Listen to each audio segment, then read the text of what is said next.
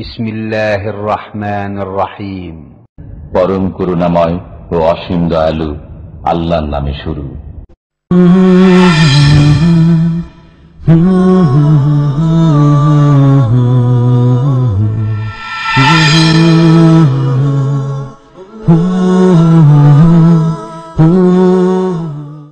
ومن أحسن قولا ممن دعا إلى الله وعمل صالحا وقال إنني من المسلمين. السلام عليكم ورحمة الله وبركاته. إن الحمد لله نحمده ونستعينه ونستغفره ونؤمن به ونتوكل عليه ونعوذ بالله من شرور أنفسنا ومن سيئات أعمالنا من يهده الله فلا مضل له ومن يضلل فلا هادي له وأشهد أن لا إله إلا الله وأشهد أن محمدا عبده ورسوله. قال الله تعالى في كلامه المجيد: أعوذ بالله من الشيطان الرجيم. إن الصلاة كانت على المؤمنين كتابا موقوتا. وقال رسول الله صلى الله عليه وسلم: صلوا كما رأيتموني أصلي. সমস্ত প্রশংসা সেই মহান রব্বুল আলামিনের জন্য, যার অশেষ মেহেরবানিতে আমরা আল ফুরকান সেন্টার বাহরাইন কর্তৃক আয়োজিত আজকের এই ইসলামী সম্মেলনে উপস্থিত হতে পেরেছি। তাই মহান আল্লাহর শুকরিয়া স্বরূপ সবাই বলে আলহামদুলিল্লাহ। তার পরপরেই প্রিয় নবী হযরত মুহাম্মদ মুস্তাফা সাল্লাল্লাহু আলাইহি ওয়াসাল্লামের প্রতি বর্ষিত হোক অসংখ্য দরুদ ও সালাম। আমরা সবাই বলি সাল্লাল্লাহু আলাইহি ওয়াসাল্লাম। আমরা সর্বপ্রথম আল্লাহ তাআলার শুকরিয়া আদায় করছি, যার অশেষ মেহেরবানিতে আমাদের মাঝে আজকে এমন একজন শায়েখকে আমরা পেয়েছি, যাকে আমরা সরাসরি ইতিপূর্বে না দেখলেও প্রায় সকলেই চিনি, যাকে আমরা টিভির পর্দায় বহুবার দেখেছি, যার আলোচনা শুনে সারা পৃথিবীর যারা বাংলাভাষী রয়েছেন তাদের মধ্যে লাখ লাখ মানুষ তাদের আকীদা সংশোধন করেছেন। আলহামদুলিল্লাহ। আমরা তাকে সরাসরি পেয়ে আবারও মহান আল্লাহ তাআলার শুকরিয়া স্বরূপ আবারও আমরা বলি আলহামদুলিল্লাহ। আজকে তারই আলোচনা আমরা সরাসরি শুনব।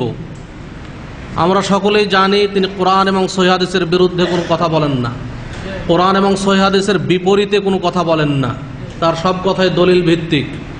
আজকের বিষয়বস্তু হবে আহমিয়াতুস সালাহ ওয়া কাইফিয়াতুহা, সালাত আদায়ের গুরুত্ব এবং সালাত আদায়ের পদ্ধতি কি। রাসূলুল্লাহ সাল্লাল্লাহু আলাইহি ওয়াসাল্লাম কোন পদ্ধতিতে সালাত আদায় করেছেন, ঠিক সেই পদ্ধতি তিনি আমাদেরকে দেখিয়ে দিবেন, যে পদ্ধতিতে আমাদের সালাত আদায় করা আমাদের জন্য ফরজ। প্রোগ্রামের শুরুতেই, তার আলোচনার শুরুতেই আমি দুই একটি কথা স্মরণ করিয়ে দিতে চাই। আপনারা আলোচনার মাঝখানে কেউ পরস্পরে কথা বলবেন না, দয়া করে। কোনো কিছু বুঝতে না পারলে সেটা প্রশ্নের মাধ্যমে আমরা জেনে নেব। এবং আলোচনার মাঝখানে কেউ প্রশ্ন করবেন না। আমরা অনেকেই দেখা যায় আলোচনা চলছে, হয়তো সামান্য বুঝতে সমস্যা হলো বা কিছু হলো, সাথে সাথে বলে উঠি, প্রশ্ন করে বসি।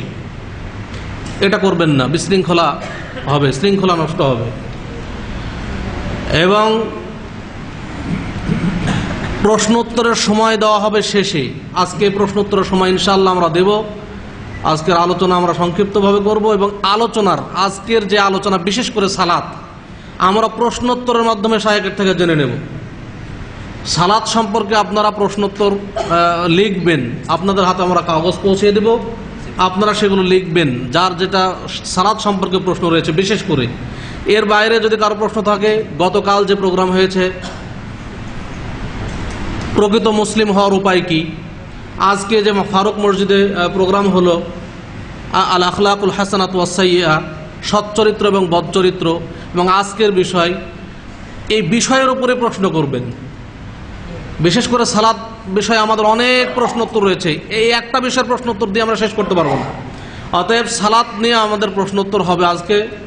আমরা সকলেই সালাত নিয়ে প্রশ্ন করব বেশি ইনশাআল্লাহ।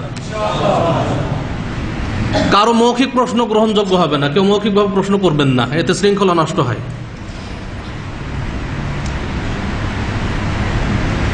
সবাই মোবাইল এখনই সাইলেন্ট করে দিন, কারো মোবাইল ওপেন রাখবেন না, এতে যদি কারো রিংটোন বেজে ওঠে আলোচনার সমস্যা হবে। সকলেই মোবাইল, যার কাছে যে মোবাইল রয়েছে সাইলেন্ট করুন।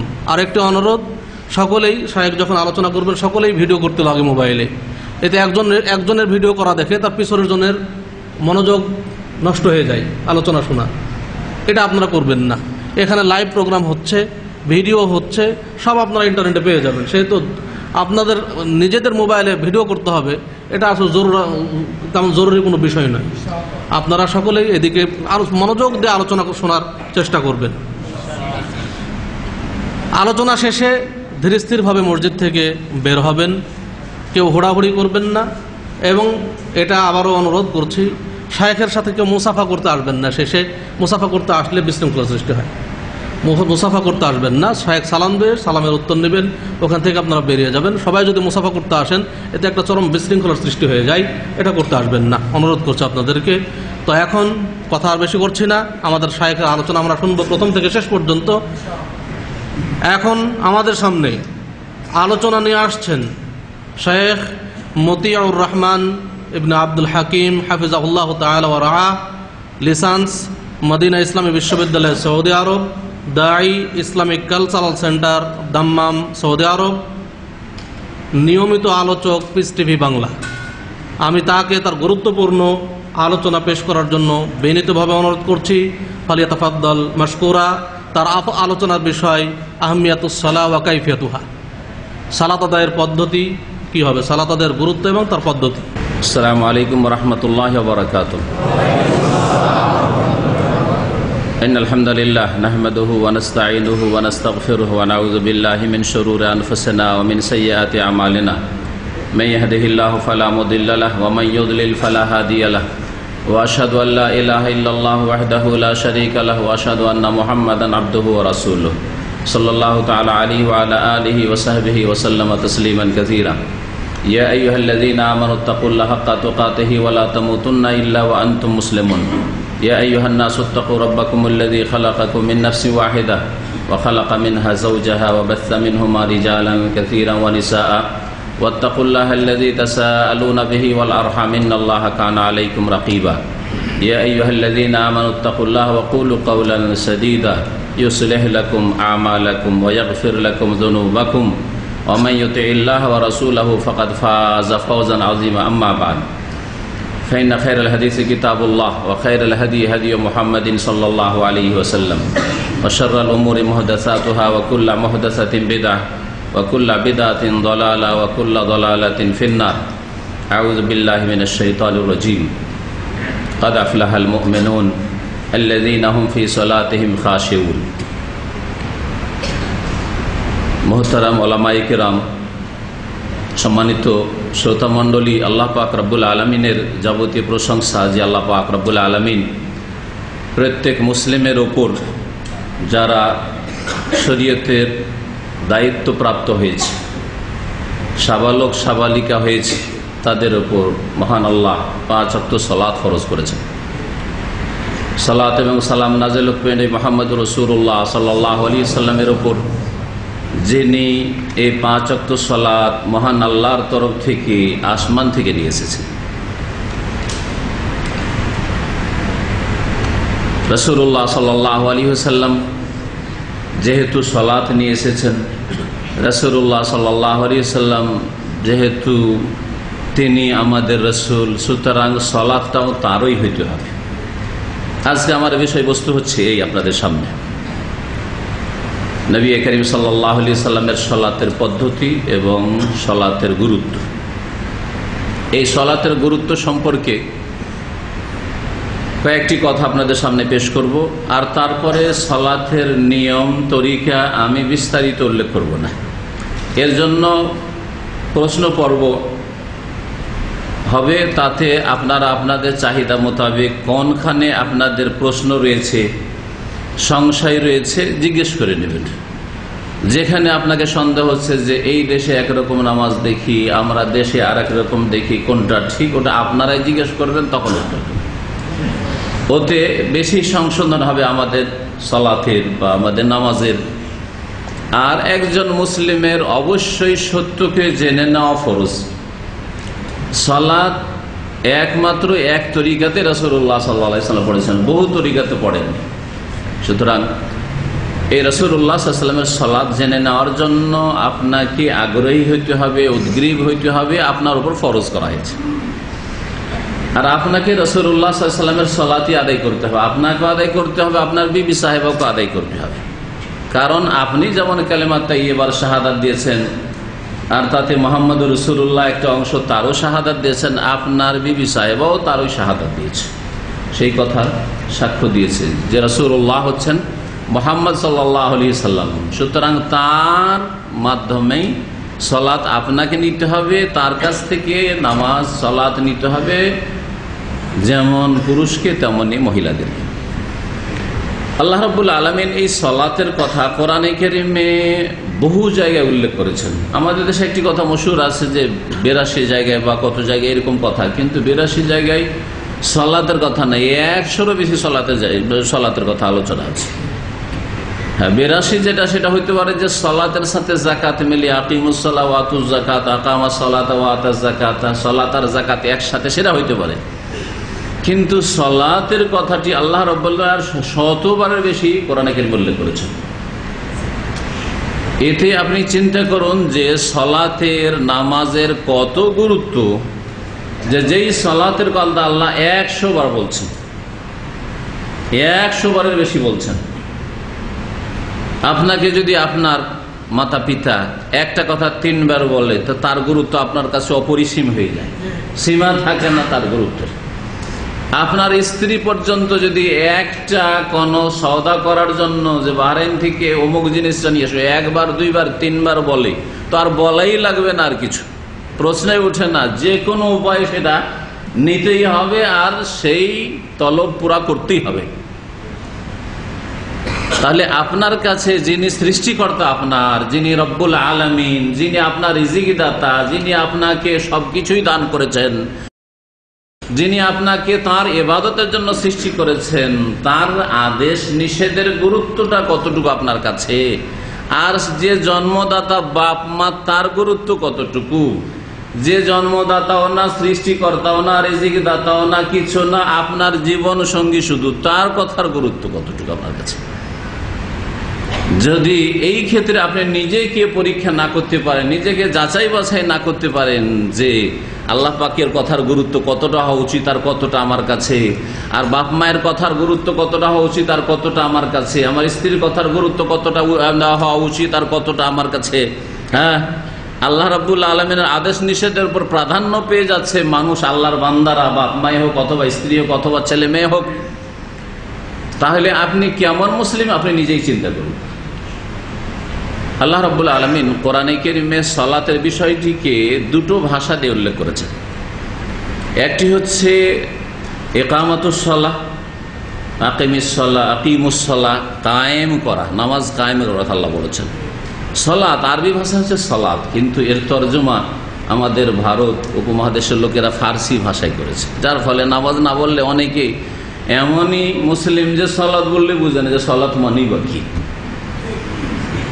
অথচ সালাতটা হচ্ছে ইসলামী পরিভাষা।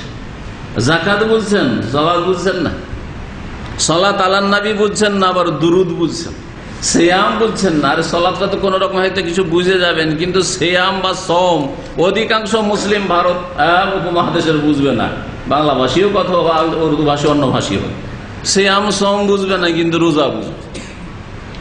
তো কথা হচ্ছে যে আমরা যত কাছাকাছি কোরআনের ভাষার হয়ে যাব, যত কাছাকাছি রাসূলুল্লাহ সাল্লাল্লাহু আলাইহি ওয়াসাল্লামের যে ভাষা সেই ভাষার হয়ে যাব, অর্থাৎ আরবি ভাষায়, বিশেষ করে ইসলামিক যেগুলি পরিভাষা রয়েছে সেগুলি আমরা যখন আরবি ভাষায় বলবো, আল্লাহ পাকের ভাষায় বলবো, তার রাসূল সাল্লাল্লাহু আলাইহি ওয়াসাল্লামের ভাষায় বলবো, এটা হচ্ছে আমাদের ইসলামের দাবি, বলবো এবং বুঝবো আমরা।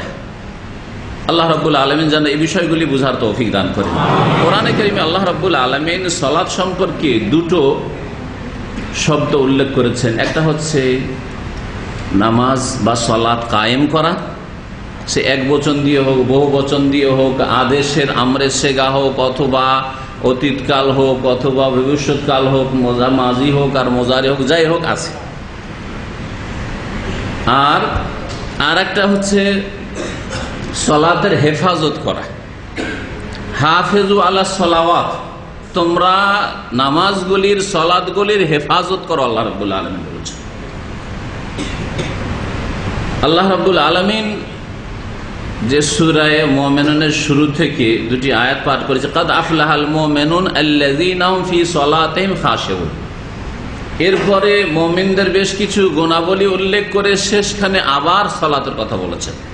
মোটামুটি প্রথম দিক থেকে 10টি আয়াতে মুমিনদের কয়েকটি বৈশিষ্ট্য গুণাবলী বর্ণনা করে আল্লাহ রাব্বুল শুরু করেছেন সালাত দিয়ে, আবার শেষ করেছেন মুমিনের গুণ বর্ণনা করা সালাত।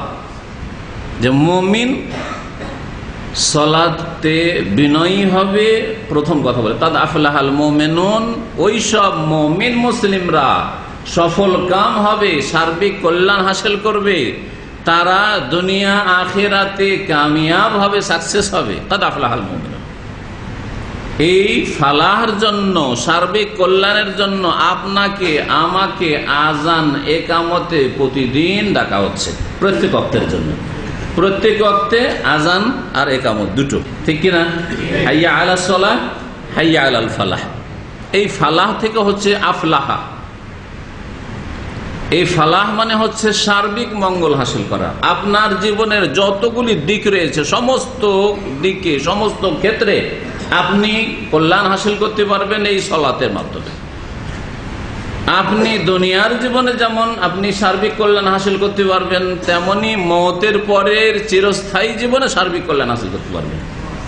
আর এর বিপরীত সালাতবিহীন নামাজ ছাড়া কোনো ফালাহ নেই, কোনো কামিয়াবি নেই, কোনো সফলতা নেই, এতে কোনো সন্দেহ নেই। এটা হচ্ছে আল্লাহ পাক রব্বুল আলামিনের আসমানি বিধান। কাদ আফলাহাল মুমিনুন, ওই সব মুমিন মুসলিমরা সফল কাম, আল্লাযীনা হুম ফি সলাতিহিম খাশিউন, যারা তাদের সলাতে বিনয়ী।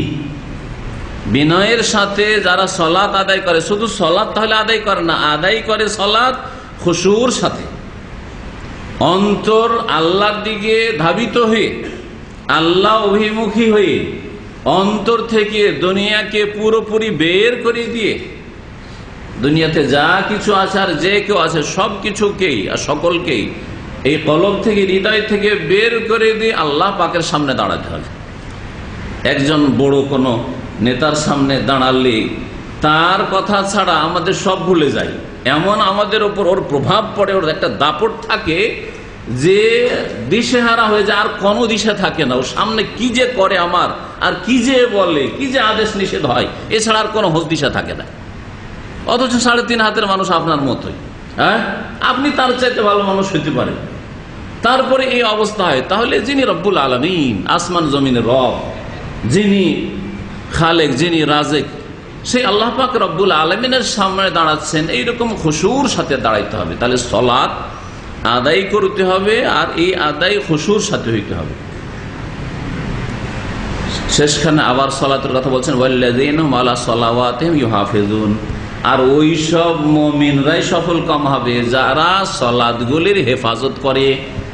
তাহলে ইউহাফিজুন এখানে আল্লাহ বললেন, আর এক জায়গায় আল্লাহ রাব্বুল আলামিন নির্দেশ দিচ্ছেন, হাফিজু আলা সালাত, তোমরা নামাজগুলির হেফাজত করো। নামাজের হেফাজত করতে হবে, সুরক্ষা করতে হবে। যেমন করে আপনি দুনিয়ার মাল সামানের হেফাজত করেন, টাকা পয়সাই হোক, আর স্বর্ণ হোক, আর চাঁদি হোক, আর মূল্যবান কিছু হোক, অথবা কোনো ডকুমেন্টস হোক, কাগজপত্র হোক, আপনার আইডি হোক, ইত্যাদি, পাসপোর্ট হোক, কিভাবে আপনি হেফাজত করছেন চিন্তা করুন। অথচ এটা আপনার দুনিয়া, এটা আপনার দুনিয়া, তারপরও কিভাবে আপনি হেফাজত করেন। এই হেফাজতটাকে একটু সামনে রেখে আল্লাহ রাব্বুল আলামিন নামাজের হেফাজতের বিষয়টিকে আপনি নিজে চিন্তা করেন যে আপনি কি নামাজের হেফাজত করছেন, আর নামাজের হেফাজতের দিকগুলি কি হতে পারে, কিভাবে নামাজের হেফাজত হবে। যদি আপনাকে বলা হয় যে আপনি টাকা পয়সাটা একটু হেফাজতে রাখিয়েন, টাকা পয়সা হেফাজতে রাখেন মানে পকেটটা ছিঁড়া রাখেন না, যে দিক দিয়ে ঢুকালেন নিচের দিক দিয়ে পড়ে গেল, এরকমটা যাতে না হয়। আর টাকা পয়সার হেফাজত করা মানে এমন জায়গায় রাখবেন, যদি আপনার পকেটের বাইরে রাখতে হয় এমন জায়গায় রাখবেন যে যাতে করে সেখানে চোর ডাকাত কেউ না ঢুকে যায়। এমন ভাবে রাখবেন অবহেলা করে যে একটুতেই সেটা পকেট থেকে পড়ে যেতে পারে, হারিয়ে যেতে পারে ইত্যাদি। অথবা এমন ভাবে রাখবেন না যাতে সেই টাকা পয়সাটা নষ্ট হয়ে যেতে পারে, পানিতে, আগুনে ইত্যাদিতে নষ্ট হয়ে যেতে পারে। তাহলে মেলা দিক আছে, আপনার টাকা পয়সা হেফাজত করবেন, আপনার ধন সম্পদের হেফাজত করবেন, জমি জায়গার হেফাজত করবেন, সবকিছুর আমরা কিন্তু হেফাজত করি। জমি জায়গার হেফাজতের জন্য রেজিস্ট্রি করেন, মৌখিক শুধু ভাই কেনা হয়ে গেল, আমি নিয়ে এলাম, তুমি বেঁচে দিলে, হয়ে গেল কি রেজিস্ট্রি করছেন, এত টাকা খরচ করে রেজিস্ট্রি করছেন, তারপরে আবার রেকর্ড করছেন, আরো কত কি, তারপরে মা পাচ্ছেন, এই সেই কত কিছু। তাহলে দুনিয়ার ধন সম্পদের হেফাজতটা আপনি বুঝছেন, ওই রকমই যদি ওর চাইতে ভালো করে বোঝা ফরজ, কিন্তু অতটুকুই যদি আপনি বুঝে নেন নামাজের হেফাজতের বিষয়টি, তাহলে আপনি একজন সাকসেস কামিয়াব মুসলিম হয়ে যেতে পারবেন। আল্লাহ যেন তৌফিক দান করে। নামাজের হেফাজতের আল্লাহ নির্দেশ দিয়েছেন, শুধু নামাজ ঠিক সারা পড়লে হবে না, যে আমি কন্ট্রাক্ট নিয়েছি কোন রকম কাজটা পুরা করে দিলেই হলো, তারপরে এখান থেকে টান দেবো, আর কোন রকমের আমার জামানতও নাই, ওয়ারেন্টিও নাই, গ্যারেন্টিও নেই, কিছু নেই, আমি গেলাম উধাও, ধরতেও পারবেন না, এইরকম নয়, ধরা খাবেন আপনি। আল্লাহর সামনে আবার হাজির হতে হবে, সুম্মা ইলাইহি তুরজাউন, তার কাছে ফিরে যেতে হবে এই নামাজ নিয়ে। নামাজ আসবে আর আপনাকে হাজির করা হবে, আপনার নামাজের দশাটা কেমন ছিল, অবস্থাটা কেমন ছিল। তো নামাজের হেফাজতের আল্লাহ রাব্বুল আলামিন কোরআনে কারীমে নির্দেশ দিয়েছেন একাধিক আয়াতে, অধিকাংশ আয়াতগুলিতে কায়েম করার কথা রয়েছে। আকিমিস সালাহ, আল্লাহ পাক রব্বুল সূরা আনকাবুতে বলছেন সালাত কায়েম করো, ইন্নাস সালাতা তানহা আনিল ফাহশাই ওয়াল মুনকার, নামাজ কায়েম করতে হবে। কায়েম করা মানে হচ্ছে সোজা করা। কায়েম একজন দাঁড়ানো ব্যক্তিকে কায়েম বলে, জালেস বসে আছেন, আর কায়েম মানে দাঁড়ানো ব্যক্তি, তো দাঁড়ানো সোজা হয়ে দাঁড়িয়ে আছেন। তাহলে নামাজ যেইভাবে এসেছে আল্লাহর পক্ষ থেকে, আর যেইভাবে রাসূলুল্লাহ সাল্লাল্লাহু আলাইহি সাল্লাম যতগুলি দিক রয়েছে আদায় করার, সবগুলি দিককে লক্ষ্য রেখে জেনে আর পালন করে নামাজ যদি আদায় করেন, তাহলে হলো নামাজ আদায় করা আর নামাজ কায়েম করা, তাহলে নামাজ কায়েম করা হলো।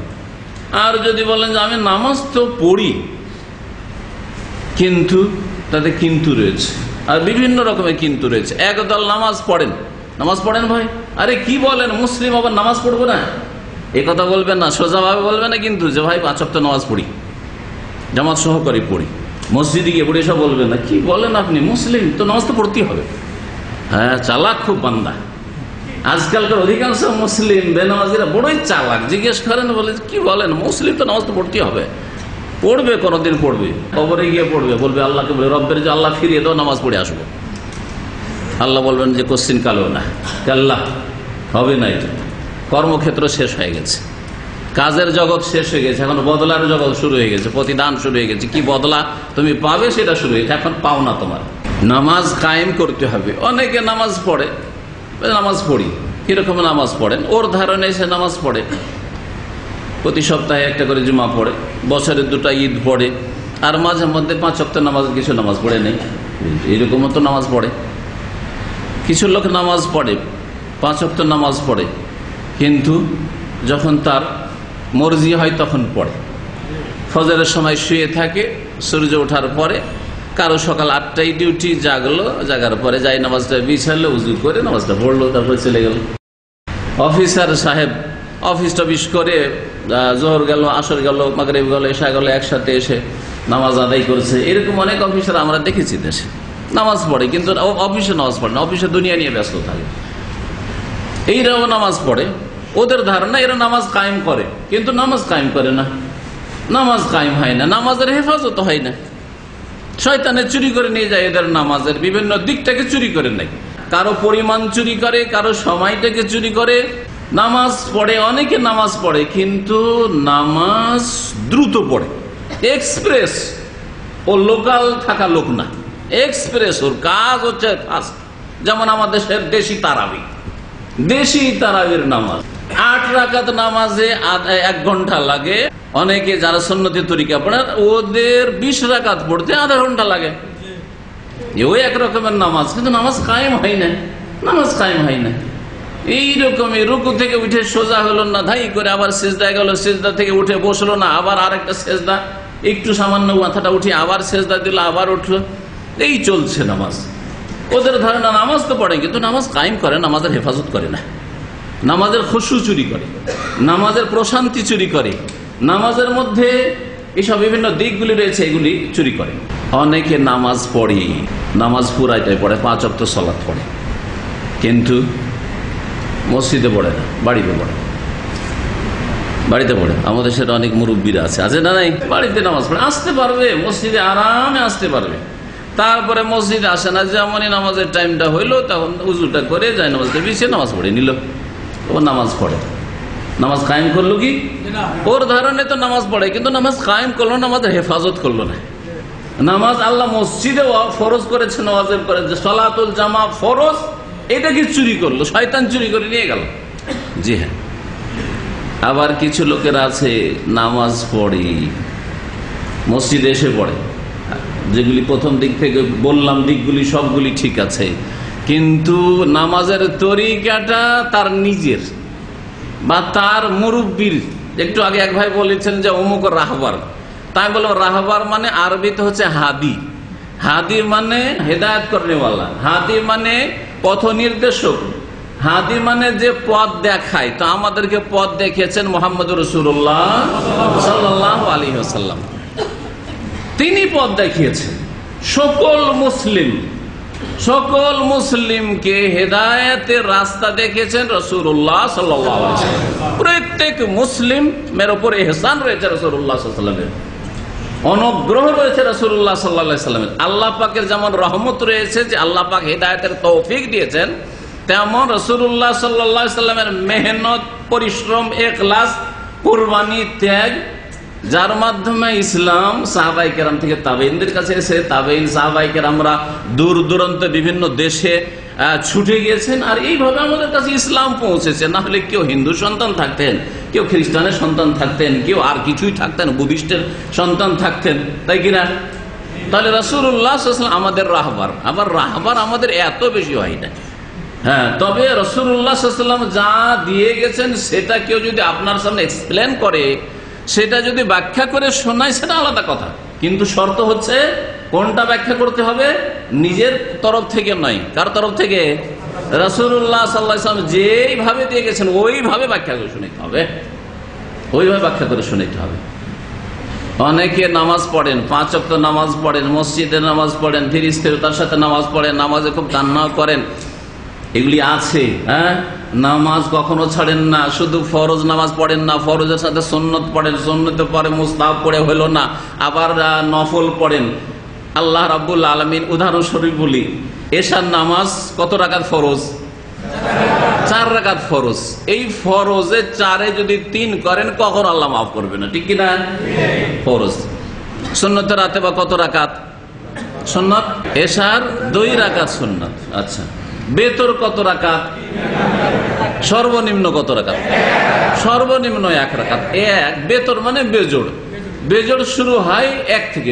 ইন্নাল্লাহা উইতরুন, আল্লাহ বেজোড় মানে আল্লাহ 3 নাকি?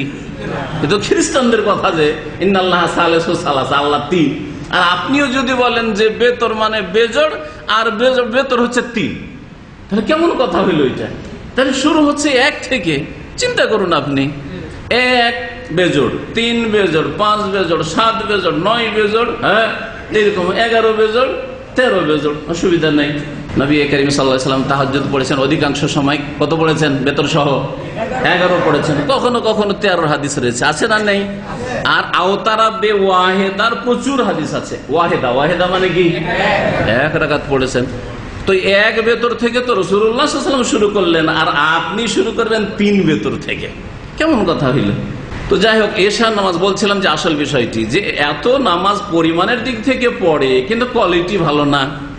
এশার নামাজ 4 রাকাত ফরজ পড়ে, কতটা পড়া লাগবে? 4 রাকাত ফরজ, 2 রাকাত সুন্নাত, আর সর্বনিম্ন 1 রাকাত বেতর যদি পড়ে নেন তো আল্লাহ আর কোনো সওয়াল করবেন না যে তুই আর বেশি কেন পড়িসনি, সেজন্য তোকে শাস্তি পেতে হবে।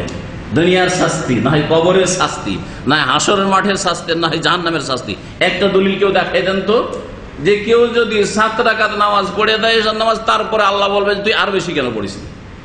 আছে? কিন্তু আমাদের দেশে কত রাকাত পড়া হয়? 17 রাকাত পড়া হয়। তাহলে 7-এর জায়গায় আরো 10 বাড়িয়ে, আরে ডবল করে মন বললো না, 7 দুগুণে 14 করে মন বললো না, 17 করলো। 17 রাকাত নামাজ পড়ে, এত বেশি পরিমাণ নামাজ পড়ে, কিন্তু কোয়ালিটি রাসূলুল্লাহ সাল্লাল্লাহু আলাইহি সাল্লামের দেওয়া নয়, কোয়ালিটি কিন্তু ইসলামের নয়, কোয়ালিটি আল্লাহর দেওয়া নয়। কোয়ালিটি কেমন? কোয়ালিটি ভালো হইতে হবে, বুঝেন কোয়ালিটি, হ্যাঁ সবকিছুর কোয়ালিটি আছে। চা যদি বড় গ্লাসে দেন আর কোয়ালিটি ডাউন, তো লাভ নেই, কেউ চায় কিন্তু অল্প চাই, কিন্তু স্পেশাল চা, হ্যাঁ ঠিক কিনা? তো আল্লাহ রাব্বুল আলামিনের কাছে কোয়ালিটির মর্যাদা আছে। লিয়াবলুয়াকুম আইয়ুকুম আহসানু, আল্লাহ তোমাদেরকে পরীক্ষা করার জন্য দুনিয়াতে তোমাদের হায়াত মত নির্ধারণ করেছেন। কি পরীক্ষা? যে তোমাদের মধ্যে কে সবচেয়ে ভালো কাজ করতে পারে। আহসানু, এই কথা বলে আকসারু, কে বেশি কাজ করে আসতে পারে, কে বেশি নামাজ পড়ে আসতে পারে, কে বেশি রোজা রেখে আসতে পারে, কে বেশি যাকাত দিয়ে আসতে পারে, কে বেশি হজ করে আসতে পারে। এই কথা বলা হয়নি কার হজ বেশি সুন্দর, কার নামাজ বেশি সুন্দর, কার রোজা বেশি সুন্দর, কার দান খায়রা বেশি সুন্দর, এই কথা বলা হয়েছে। আইয়ুকুম আহসানু আমালা, কার আমল বেশি ভালো এটা আল্লাহ দেখতে চান। কোরআনে কারীমের একাধিক আয়াতে এই বিষয়টি রয়েছে। তো বলছিলাম যে অনেকে নামাজ পড়ে, অন্যান্য যে দিকগুলি বললাম সবগুলি ঠিক আছে, কিন্তু নামাজ তার মর্জি মোতাবেক পড়ে, তার তরিকায়, আর না হলে তার রাহবারের তরিকায় পড়ে। রাসূলুল্লাহ বড় রাহবারের তরিকা নেয়, তারা নিজেরা বহু রাহবার বানিয়ে নিয়েছে, ওই রাহবারের তরিকায় নামাজ পড়ে। এখন আপনি কোন রাহবারের তরিকায় নামাজ পড়বেন? যেই রাহবারের কালিমা পড়েছেন আশহাদু আল্লা ইলাহা ইল্লাল্লাহ ওয়া আশহাদু আন্না মুহাম্মাদান রাসূলুল্লাহ, সেই রাহবার সবচেয়ে বড় রাহবার, যিনি ইমামে আযম মুহাম্মদুর রাসূলুল্লাহ সাল্লাল্লাহু আলাইহি ওয়াসাল্লাম, তার নামাজ পড়বেন, নাকি আপনার জন্য পছন্দ করছেন যে আমার মতো লোকের নামাজ পড়বেন? হ্যাঁ, আমি একজন কোরআন হাদিসের কিছু বুঝি, আমার মতো বা আমার চাইতে একটু বড় বেশি বুঝে, ওর তরিকায় নামাজ পড়বেন আর রাসূলের তরিকায় নামাজ পড়বেন। এখন আপনাদের বিচার থাকলো যে কার নামাজ পড়তে চান।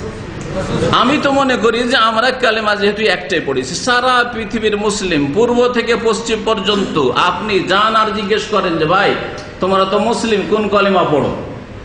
বলবে লা ইলাহা ইল্লাল্লাহ পড়ি, এর শাহাদাত দিই, আর শাহাদাত দিই মুহাম্মদ রাসূলুল্লাহ, এর শাহাদাত দিই, দুটো শাহাদাত দিই আমরা, ঠিক কিনা? সবাই বলবে। কিন্তু যদি বলেন আর কোন সাক্ষী দেন, তাহলে তখন আর কোন সাক্ষী খুঁজে পাবেন না। আচ্ছা, সারা পৃথিবীর পূর্ব থেকে পশ্চিম শুরু করেন, জাপান থেকে শুরু করেন আর চলে যান পশ্চিমা দেশ পর্যন্ত, প্রত্যেক দেশে দেশে গিয়ে জিজ্ঞেস করেন ভাই আপনারা যখন কবরে নামান তো বিসমিল্লাহ, তারপর ওয়ালা মিল্লাতে কি বলেন? রাসূলুল্লাহ বলেন না অন্য কোন তরিকা বলেন?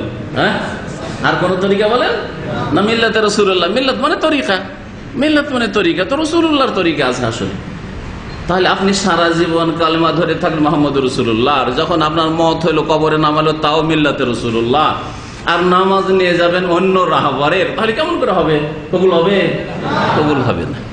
বাস এতটুকু বলছি। এই জন্য আপনার সামনে 2-4 রকমের নামাজ, কেউ এইরকম পড়ছে, কেউ এইরকম পড়ছে, কেউ এইরকম পড়ছে, কেউ এইরকম বলছে, কেউ সেই রকম বলছে, তখন আপনার উপর ফরজ হচ্ছে, আপনাকে আল্লাহ বিবেক দিয়েছেন, আপনাকে বুদ্ধি দিয়েছেন, আপনাকে জ্ঞান দিয়েছেন, আপনাকে পড়ার শক্তি দিয়েছেন, আপনাকে শোনার শক্তি দিয়েছেন, ভালো কথা শুনুন, কোরআন হাদিসের কথা শুনুন, কোরআন হাদিসের কথা পড়ুন, দলিল ভিত্তিক কার কথা, কার লেখা, কার বক্তব্য শোনার পরে আপনি নামাজ সহিশুদ্ধ করুন, নামাজ সহিশুদ্ধ করুন, তাহলে নামাজ কায়েম হবে। আপনি নামাজ 5 ওয়াক্ত নামাজ পড়লেন, পরিমাণে অতিরিক্ত আরো কিছু পড়লেন, কিন্তু তরিকা রাসূলুল্লাহ সাল্লাল্লাহু আলাইহি ওয়াসাল্লামের যদি না হয় তাহলে নামাজ কায়েম হইল না। নামাজের গুরুত্ব যেহেতু আলোচনা, আর আলোচনা শেষ করতে যাচ্ছি, প্রশ্ন উত্তর হবে আমাদের।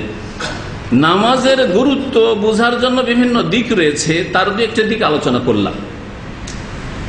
একটা দিক হচ্ছে যে সমস্ত ইবাদত বন্দেগী আদেশ নিষেধ নিয়ে জিবরাইল আলাইহিস সালাতু সালাম জমিনে নেমে এসেছেন, সবগুলি আদেশ নিষেধ, সুদ হারাম, চুরি, ডাকাতি, বেঈমানি, জিনা হারাম, সবগুলি আয়াত কোথায় নাযিল হয়েছে? জমিনে, মক্কায় নাই মদিনায় বা যেখানে রাসূলুল্লাহ সাল্লাল্লাহু আলাইহি ওয়াসাল্লামকে পেয়েছেন ওই সময় যখন আয়াত নিয়ে এসেছেন জিবরাইল, তো ওখানে এসে নাযিল হয়েছে। কিন্তু 5 ওয়াক্ত সালাতের ফরজিয়াত, 5 ওয়াক্ত সালাতের হুকুম নির্দেশ আল্লাহ রাব্বুল আলামিন দেওয়ার জন্য জিবরাইলকে জমিনে পাঠাননি, বরং শেষ নবী মুহাম্মদ রাসূলুল্লাহ সাল্লাল্লাহু আলাইহি সাল্লামকে আল্লাহ পাক ডাকছেন যে এসো, তুমি আসো, 7 আসমানের উপরে আসো, মেরাজে আসো, নৈশ ভ্রমণে আসো, ইসরায় আসো, আর তারপরে আকাশে নিয়ে গিয়ে এই নামাজ 5 ওয়াক্ত সালাতের তোহফা দিচ্ছেন। তাহলে কত গুরুত্বপূর্ণ এই নামাজের বিষয়টি। তারপরে এই সালাত নামাজ এত গুরুত্বপূর্ণ বিষয় যে সাহাবায়ে কেরামদের ইজমা ছিল, ঐক্যমত ছিল যে নামাজি মুসলিম আর অমুসলিমে পার্থক্য করে, এতে ইজমা ছিল। নামাজ যদি পড়ে তাহলে মুসলিম বলে বিবেচিত হয়, আর নামাজ যদি ছাড়ে তাহলে মুসলিম বলে গণ্য হয় না। এর ওপর ইজমাউস সাহাবা ছিল, সাহাবায়ে কেরামের ইজমাই হচ্ছে আসল ইজমা। কারণ সেই যুগে সাহাবায়ে কেরামদের সংখ্যা সীমিত ছিল, এলাকাও সীমিত ছিল, একসাথে একমত হওয়াটা সহজ বিষয় ছিল। কিন্তু আজকে যদি মুসলিম বিশ্ব, সারা পৃথিবীতে যত মুসলিম ওলামা আছে একমত, অসম্ভব কথা যে সবার একমত হওয়া।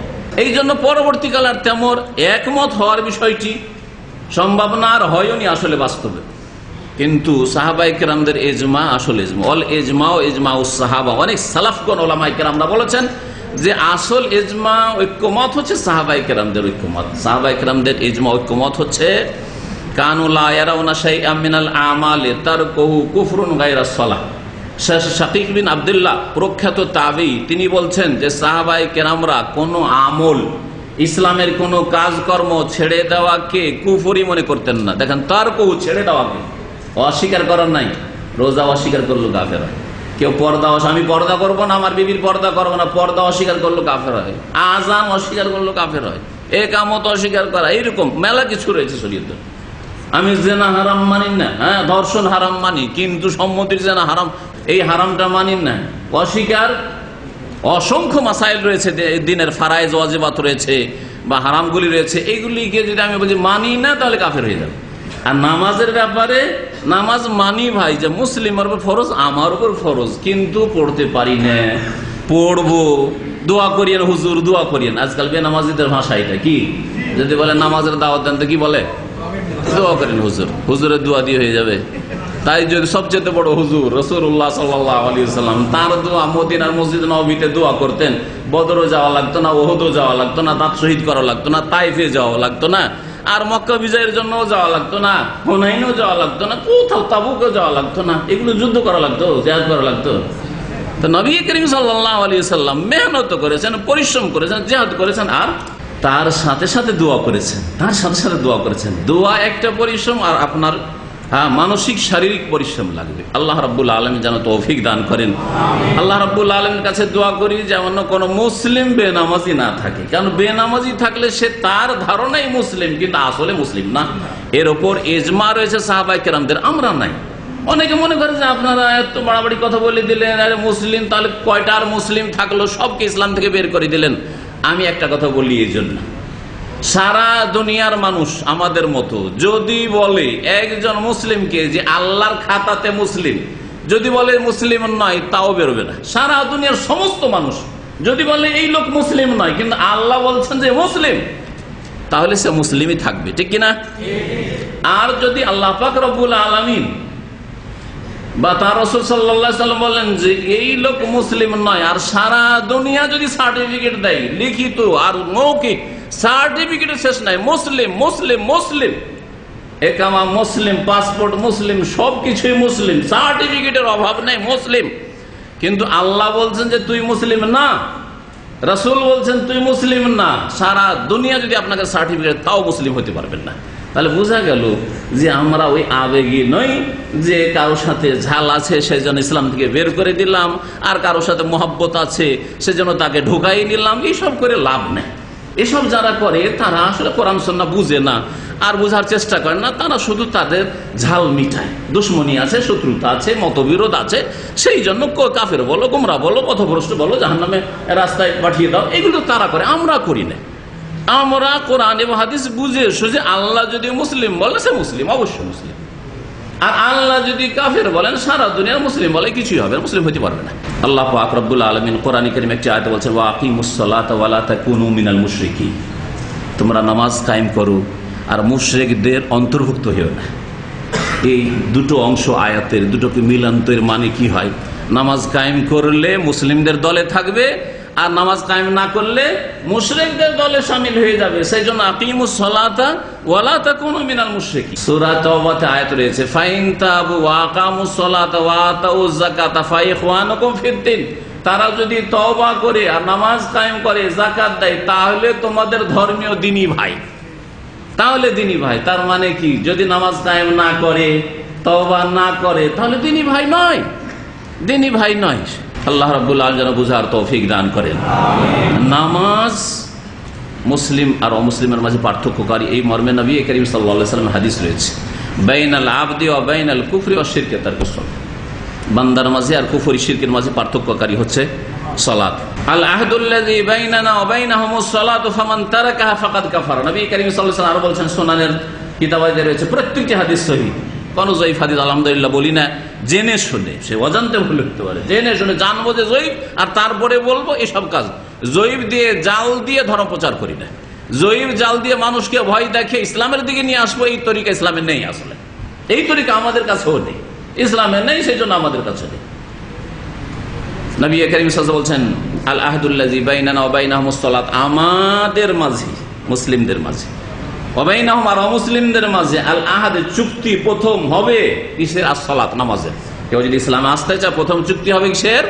নামাজের। নামাজ পড়বে, একজন কলমা পড়তে চাইছে আপনার কাছে, নবী সাল্লাল্লাহু আলাইহি ওয়াসাল্লাম বলছেন আমাদের মাঝে আর ওদের মাঝে চুক্তি হবে সালাতের, নামাজের। ফামান তারাকাহা, কেউ যদি তরক করে, ছাড়ে, অস্বীকার করে না, ছাড়ে, নামাজ ছেড়ে দিল, ফাকাদ কাফারা, সে কাফের হয়ে গেল। এইটাই হচ্ছে দ্বিমত থাকলেও আমাদের কোরআন এবং হাদিসের কাছে ফিরে যেতে হবে। নামাজ না পড়লে ইসলাম থাকে না। আজকে আপনি হয়তো আমার কথা বিশ্বাস করবেন না, হতে পারে এরকম শয়তান সংশয় দিতে পারে যে ওই বাড়াবাড়ি কথা এটা, হ্যাঁ অনেক আলেমরাই তো এরকম বলেছে, বিশ্বাস করলেন না। কিন্তু কাল কিয়ামতে আপনি আসামের কাঠ গড়ায় দাঁড়ালেন আর মুসলিম আর কাফেরকে আল্লাহ দুই ভাগে, কিয়ামতের দিনে বিভক্ত হয়ে যাবে, মুসলিম একদিকে হয়ে যাবে, কাফের আরেক দিকে হয়ে যাবে। যখন আপনাকে মুসলিমদের দল থেকে বের করে দেওয়া হবে, সেই দিন আফসোস করবেন যে যদি আল্লাহর কথা মানতাম, রসুলের কথা মানতাম, কোরআন হাদিসের কথা মানতাম, আর যদি বিশ্বাস করতাম যে বেনামাজি মুসলিম থাকে না, নামাজটা যদি 5 ওয়াক্ত ধরে আসতাম, নামাজটা যদি পড়ে তওবা করে আসতাম, তাহলে আজকে এই আসামির কাঠগড়ায় দাঁড়াতাম না আর কাফেরদের দলে শামিল হইতাম না। তখন কিন্তু আর সংশোধনের সময় থাকবে না। সেই জন্য আল্লাহর হস্তে কমের পক্ষে আপনি আপনার ইসলামটাকে টিকাবার জন্য, ইসলামের সুরক্ষার জন্য, ইসলামের হেফাজতের জন্য, মুসলিম হয়ে বেঁচে থাকার জন্য, মুসলিম হয়ে মৃত্যুবরণের জন্য 5 ওয়াক্ত নামাজে 17 রাকাত পড়বেন। 17 রাকাত অবশ্যই পড়বেন, যে কোনো অবস্থায় পড়বেন।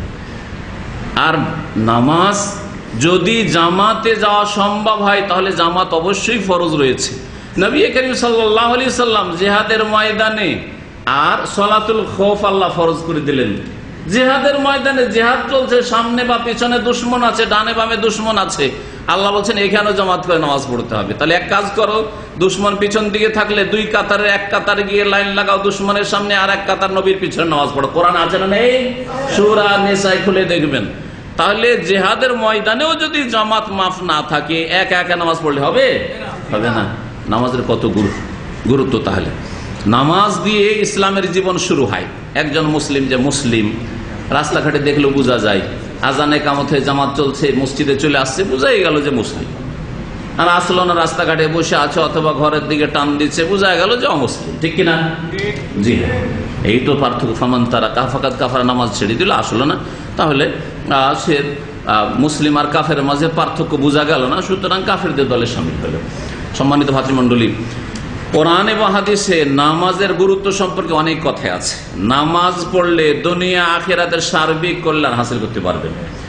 নামাজ, বিশেষ করে ভারী নামাজ, এশার নামাজ, ফজর নামাজ, আসর নামাজ, এই নামাজগুলির যদি হেফাজত করেন তাহলে এর ফজিলতে বেশ কিছু হাদিস রয়েছে। নবী মুহাম্মদ রাসূলুল্লাহ সাল্লাল্লাহু আলাইহি ওয়াসাল্লামের সহিহ বুখারী হাদিস, মান সাল্লাল বারদাইন দাখালাল জান্নাহ, যেই ব্যক্তি ঠান্ডার সময় 2 নামাজ পড়বে, ঠান্ডা 2 নামাজ, মানে যখন দিনটা ঠান্ডা হয়ে আসছে আসর নামাজ, আর তারপরে ঠান্ডাটা, রাতের ঠান্ডাটা শেষ হতে যাচ্ছে, আর সকাল হবে, আবার সূর্য উঠবে, গরম শুরু হবে, ফজর নামাজ। এই ফজর নামাজ, আসর নামাজ কেউ যদি পড়ে তাহলে অবশ্যই জান্নাত যাবে। নবী মুহাম্মদ রাসূলুল্লাহ সাল্লাল্লাহু আলাইহি ওয়াসাল্লামের সহিহ মুসলিমের হাদিস, লাই আলে জান্নার, কখনো জাহান্নামে যাবে না ওই সব লোকেরা, মান সাল্লা ক্বাবলা তুলুই শামসি ওয়া ক্বাবলা গুরুবিহা, যারা সূর্য উঠার আগে ফজর নামাজ পড়ে আর সূর্য ডুবার আগে আসর নামাজ পড়ে। আর ফজর যেই ব্যক্তি পড়ে তাকে কখনো জোহর ছাড়া পাবেন না।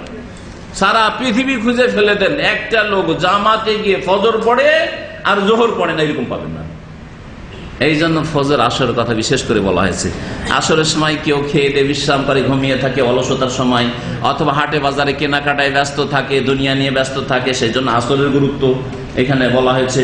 আর ফজরের সময় গাফিলতি, ঘুমাবার সময়, সেই জন্য বলা হয়েছে যেই ব্যক্তি ফজরের হেফাজত করে নিতে পারবে, যেই ব্যক্তি আসরের হেফাজত করে নিতে পারবে, সে অবশ্যই 5 ওয়াক্ত পুরা করে পড়বে, আর যেইভাবে আল্লাহ ফরজ করে সেইভাবে আদায় করবে। নামাজের যেহেতু পদ্ধতি আলোচনা রয়েছে, সেই জন্য শেষখানে নবী করিম সাল্লাল্লাহু আলাইহি সাল্লামের একটি হাদিস বলি। প্রিয় নবী মুহাম্মদ সাল্লাল্লাহু আলাইহি সাল্লাম বলছেন, সাল্লু কামা রাআইতুমুনি উসাল্লি। কিছু নতুন নতুন মুসলিমরা ইসলাম গ্রহণ করে আসলেন মদিনার বাইরে থেকে, আর বেশ কিছুদিন ধরে থাকলেন নবী করিম সাল্লাল্লাহু আলাইহি সাল্লামের কাছে, সালাত শিখলেন দেখে, তারপরে শুনে নবী সাল্লাল্লাহু আলাইহি সাল্লাম থেকে এইসব শিখার পরে বললেন, নবী সাল্লাল্লাহু আলাইহি সাল্লাম বললেন যে যাও তোমরা সব যুবক লোক, তো নিজের নিজের এলাকায় চলে যাও, যেখানে তোমাদের গোত্র কাবিলা বংশ আছে, এলাকা আছে, চলে যাও, আর সল্লু কামা রাআইতুমুনি উসাল্লি, আমাকে যেমন ভাবে সালাত আদায় করতে দেখলে তেমন ভাবে তোমরা সালাত আদায় করবে। নবী করিম সাল্লাল্লাহু আলাইহি ওয়াসাল্লাম কখনো এই কথা বলেন নাই যে দেখো তোমরা পুরুষরা আমার মতো সালাত আদায় করিও, আর তোমাদের মহিলারা ফাতেমার মতো করিও, না হয় আয়েশার মতো করিও, না হয় আর কারো মতো করিও। এ কথা বলেছেন কি? বলুন তো দেখি। আল্লাহ পাক রব্বুল আলামিন যেন বুঝার তৌফিক দান করেন। সুতরাং নামাজের তরিকা যেমন পুরুষদের জন্য তেমনি মহিলাদের জন্য, কোনো পার্থক্য এই ক্ষেত্রে নেই। নামাজ সম্পর্কে আর বেশি না বলে এই মর্মে নামাজের ফজিলত রয়েছে, নামাজ ছাড়লে তার শাস্তি রয়েছে। আল্লাহ রাব্বুল আলামিন যা কিছু বললাম তাতে যেন বরকত দান করেন, যা কিছু আপনারা শুনলেন তাতে আপনাদের যেন বরকত দান করেন, আর আল্লাহ রাব্বুল আলামিন দ্বীন শেখার যেন তৌফিক দান করেন, দ্বীনের প্রতি আমল করার যেন তৌফিক দান করেন। আল্লাহ রাব্বুল আলামিন 5 ওয়াক্ত সালাতের হেফাজতের যেন তৌফিক দান করেন। আল্লাহ রাব্বুল আলামিন বিশেষভাবে ফজরের গাফিলতি যেন আমাদের দূর করে দেন, ফজরের নামাজ জামাতে যেন পড়ার তৌফিক দান করেন। আখিরাত সম্পর্কে, জবাবদেহি সম্পর্কে, কিয়ামতের দিনে চিন্তাশীল হওয়ার আল্লাহ রাব্বুল তৌফিক যেন দান করেন। সুবহান রাব্বিকা রাব্বিল ইজ্জাতি ওয়া সালামুন আলাল মুরসালিন ওয়ালহামদুলিল্লাহি রাব্বিল আলামিন। আসসালামু আলাইকুম ওয়া রাহমাতুল্লাহি ওয়া বারাকাতুহু। আলহামদুলিল্লাহ, আমরা এতক্ষণ যাবত অত্যন্ত গুরুত্বপূর্ণ আলোচনা শুনলাম সালাত আদায়ের গুরুত্ব সম্পর্কে। তিনি যে আলোচনা করেছেন আসলে এত ভালো লেগেছে আমার কাছে যে আমি নিজে ভাষায় প্রকাশ করতে পারছি না যে তিনি আলোচনাটা কত গুরুত্বপূর্ণ ছিল। যাই হোক, আমরা সালাত সম্পর্কে যে প্রশ্নোত্তর, অনেক প্রশ্নোত্তর এসেছে, আমরা সেগুলোর একটা একটা উত্তর দেওয়ার চেষ্টা করবো ইনশাআল্লাহ। প্রথম প্রশ্ন যিনি করেছেন, তিনি প্রশ্ন করেছেন যে ইসলামে কি জায়নামাজের দোয়া আছে? সালাতে দাঁড়ানোর সময় জায়নামাজের একটা দোয়া পড়া হয় বর্তমানে, জায়নামাজে দাঁড়ানোর কোনো দোয়া কোরআন হাদিস দ্বারা সাবেত কিনা? বিসমিল্লাহির রহমানির রহিম। গুরুত্বপূর্ণ একটি প্রশ্ন করেছেন, আর আমার ইচ্ছা ছিল শেষখানে বলবো, কিন্তু মানুষ আদম আলাইহিস সালাম বলেছেন, আমি ভুলে গেছি। এই জন্য ভাইকে বললাম যে প্রশ্ন যদি থাকে ঠিক আছে, না হলে বলিনি। সেটা হচ্ছে কমপক্ষে নামাজের শুরু আর শেষটা আমি ঠিক করে দিই, আর বাকিটা আপনি ঠিক করবেন, হয় প্রশ্ন উত্তর করেন আজকে, আর না হলে আপনি পড়ে শুনে সহি নামাজ আপনি শিখে নেবেন। আমাদের নামাজের শুরুতে বেশ কয়েকটি ভুল আছে অনেকের, আর নামাজের শেষে কয়েকটি ভুল আছে। এই ভুলগুলি থেকে বিশেষভাবে মুক্ত হইতে হবে, আর তারপরে ভেতরটাকে ঠিক করতে হবে। শুরুতেই যদি গলদ হয়, একটা আমাদের দেশে প্রবাদ আছে, বিসমিল্লাহ গলদ। বিসমিল্লাহ গলদ না, আপনার মধ্যে গলদ আছে। এই জন্য এই পরিভাষাটা ভুল, এটা আমরা অবুঝে বলি মুসলিম। বিসমিল্লাহ তো আল্লাহর কালাম, ইন্নাহু মিন সুলাইমান ওয়া ইন্নাহু বিসমিল্লাহির রহমানির রহিম। বিসমিল্লাহ কোথায় গলদ আছে? তা আপনার মধ্যে গলদ আছে। আপনি কাজ শুরু করছেন, আপনি কাজে গলত করছেন শুরুতেই, তা আপনার মধ্যে গলত আছে। সেই জন্য মোটে এইরকম ভাষা ব্যবহার করব না যেটা আল্লাহর অসন্তুষ্টির কারণ। বিসমিল্লাহতে কোনো গলত না, আল্লাহর কালাম বিসমিল্লাহ, বরকতের জিনিস। তো বলছিলাম যে আমাদের নামাজের শুরুতে কয়েকটি গলদ আছে, ভুল আছে। একটি হচ্ছে নিয়ত পড়া। আর একটি হচ্ছে এখন বলিনি, তাহলে আর প্রশ্ন থাকলে আর কেউ নিয়তের প্রশ্ন করবে।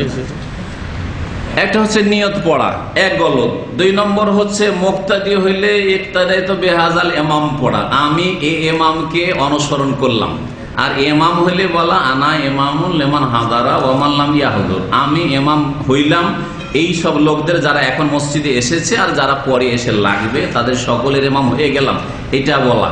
তাহলে নিয়ত পড়া, ইক্তাদাই তো বেহাজাল ইমাম বলা 2 নম্বর ভুল। 3 নম্বর ভুল জাই নামাজের দোয়া, তকবীরে তাহরিমার আগে জাই নামাজের দোয়া। জাই নামাজ মানে মুসাল্লা, সাজ্জাদ বলছে আরবরা। হ্যাঁ, তো মুসাল্লায় দাঁড়াইলে নাকি একটা দোয়া পড়তে হবে, সেই দোয়াটি তো নবী করিম সাল্লাল্লাহু আলাইহি ওয়াসাল্লামের হাদিসে আছে, কিন্তু এখানে পড়া নেই। নবীর দোয়াকে নিলেন, আর নেওয়ার পরে অন্য জায়গায় যদি সেট করেন তো ঠিক হবে? বলেন দেখি। হ্যাঁ, ঘড়ির পার্টস যদি মোবাইলে লাগান, মোবাইলের পার্টস যদি ঘড়িতে লাগান তো কাজ হবে? তো এইরকম হয়েছে জায়নামাজের দোয়াটা। জায়নামাজ ওই রকম করেছে, মোবাইল থেকে খুলে নিয়ে ঘড়িতে লাগিয়ে দিয়ে বসে আছে, আর বলছে ঘড়ি তুই টাইম দে, তোকে তো ব্যাটারি দিয়েছি। তো কাজ হবে? ঘড়ি টাইম দেবে না, কারণ ও তো নিজের ব্যাটারি পাইনি। বোঝা গেছে? ওই রকম আপনার নামাজ তো হবে না। তো জায়নামাজে যে দোয়া পড়া হয় ওয়াজহাতু ওয়াজহিয়া লিল্লাযী ফাতারাস সামাওয়াতি, এটা নবী করিম সাল্লাল্লাহু আলাইহি ওয়াসাল্লাম পড়েছেন, কিন্তু কোথায় পড়েছেন? আল্লাহু আকবার দিয়ে নামাজ শুরু করেছেন, তারপরে সুম্মা কালা। সহিহ মুসলিম খুলে হাদিসের চ্যাপ্টার, হাদিসের যে সলাতের চ্যাপ্টার, নামাজের চ্যাপ্টার, সেটা খুলে ভালো করে দেখে নেবেন। বাংলা সহিহ মুসলিম আলহামদুলিল্লাহ আছে, যদি সন্দেহ দেখে নেবেন। আমার কথা সন্দেহ হলে আপনি সংশয় সন্দেহ দূর করে নেবেন। নবী করিম সাল্লাল্লাহু আলাইহি ওয়াসাল্লামের ওইখানে 2 বার করে হাদিসটি এসছে। একবার এসছে যে কাব্বারা ওয়াকাল, তাকবীর দিলেন এবং বললেন ওয়াজহাতু ওয়াজহিয়া লিল্লাযী ফাতারাস সামাওয়াতি। আর এক হাদিসে এর চাইতে স্পষ্ট ওয়া না সুম্মা দিয়ে এসছে, তাকবীর দিলেন তারপর বললেন ওয়াজহাতু ওয়াজহিয়া লিল্লাযী ফাতারাস সামাওয়াতি ওয়াল আরদ। তাহলে ওয়াজহাতু কোথায় পড়তে হবে? আল্লাহু আকবার দিয়ে নামাজ শুরু করে তারপরে আপনি হয় সুবহানাকা বলেন, যেটা আবু দাউদের হাদিস, আমাদের দেশে প্রচলিত সানা যেটা সুবহানাকা দিয়ে শুরু হয় সেটাও পড়তে পারেন। আবার সহিহ মুসলিমে যেটা আছে ওয়াজহাতু ওয়াজহিয়া, সেটাও পড়তে পারেন, একটা পড়লে হয়। অথবা সহিহ বুখারীতে আছে আল্লাহু বাইত বাইনি ওয়া বাইনা খাতায়া কামা বাতা বাইনাল মাশরিক ইলা আখিরি, ওইটাও পড়তে পারেন। অথবা এছাড়াও বেশ কয়েকটি আরো দোয়া আছে, যে কোনো একটি দোয়া। এই ক্ষেত্রে ইস্তিফতার দোয়া শুদ্ধ হচ্ছে সানানা ইস্তিফতার দোয়া, মানে নামাজ শুরু করার দোয়া তাকবীরে তাহরিমার পরে। এই দোয়াগুলি রয়েছে, যে কোনো একটা দোয়া পড়লে হয়। নিয়ত করা তাহলে ছাড়েন, একটা ভুল। তারপরে ইক্তাদাই তো বেহাজাল ইমাম ছাড়েন, বা আনা ইমামুন, ইমাম সাহেব বলবেন, এইটাও ছাড়েন। দ্বিতীয় বিদাত। আর তৃতীয় বিদাত হচ্ছে জায়নামাজের দোয়ায় ট্রিপল বিদাত দিয়ে নামাজ শুরু করেন। ইবাদত বন্দেগী কবুল হওয়ার জন্য শর্ত হচ্ছে যে এক আল্লাহর জন্য হইতে হবে শিরক মুক্ত, আর এক রসুলের তরিকা হইতে হবে।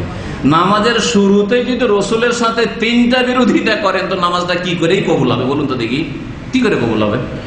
একটা বিরোধিতার একটা নাফরমানি না, সারা জীবনে একদিনের ভুল না, সারা জীবনে দিনে 5 বার করে ভুল। আর সেই দিনে 5 বার না, কয়েকটা নামাজ পড়ছেন। ফরজ নামাজ পড়ছেন তখন আলাদা গিয়ার আপনার নামাই তোর ফরিজাতান লিল্লাহ, যখন সুন্নাত পড়ছেন তো সুন্নাত, যখন রাতে মুআক্কাদা পড়ছেন, গায়র মুআক্কাদা পড়ছেন, বেতর পড়ছেন ইত্যাদি। এইরকম করে আপনি নামাই তো পড়বেন আর নবীর নাফরমানি করবেন, আর আপনার আমল কি করে কবুল হবে? কারণ আমল তখনই কবুল হবে যখন আমলটা নবীর তরিকায় হবে। নবীর তরিকায় যদি না হয় তো ওই আমলের নাম বিদআত, শুনে রাখেন। আর আল্লাহর জন্য না হয়, আল্লাহ ছাড়া অন্যের জন্য যদি হয় তো ওই আমলটার নাম শিরক। জি হ্যাঁ, এই জন্য 2টো শর্ত আপনার ইবাদত বন্দেগীতে থাকতে। ইবাদত একমাত্র আল্লাহ, যাতে শিরক মুক্ত হয়ে যান আপনি, আর ইবাদত একমাত্র তরিকাকার রাসূলুল্লাহর তরিকায়, যাতে করে আপনি বিদআত মুক্ত হয়ে যান। জি, সুতরাং এই 3টি ভুল করবেন না। আর নামাজের শেষে 2টি ভুল করে আমাদের দেশের লোকেরা। একটা হচ্ছে সম্মিলিত মোনাত, একসাথে। এখানে তো নামাজ পড়লেন, আরে আরবরা বেশি ইসলাম বুঝে কোরআন হাদিস না আমরা বেশি বুঝি? বলেন দেখি। আমরা তো আরবি শিখলাম, আরবি শিখার জন্য যে কত যে কষ্ট করতে হয়েছে। আমাদের দেশে তো আরবি শিখলে, আপনারা তো মাদ্রাসা পড়েননি, বুঝবেন না। আরবি শিখলে প্রথম বাঙালিকে উর্দু শিখতে হবে, মাদ্রাসায় উর্দু পড়তে হয়েছে।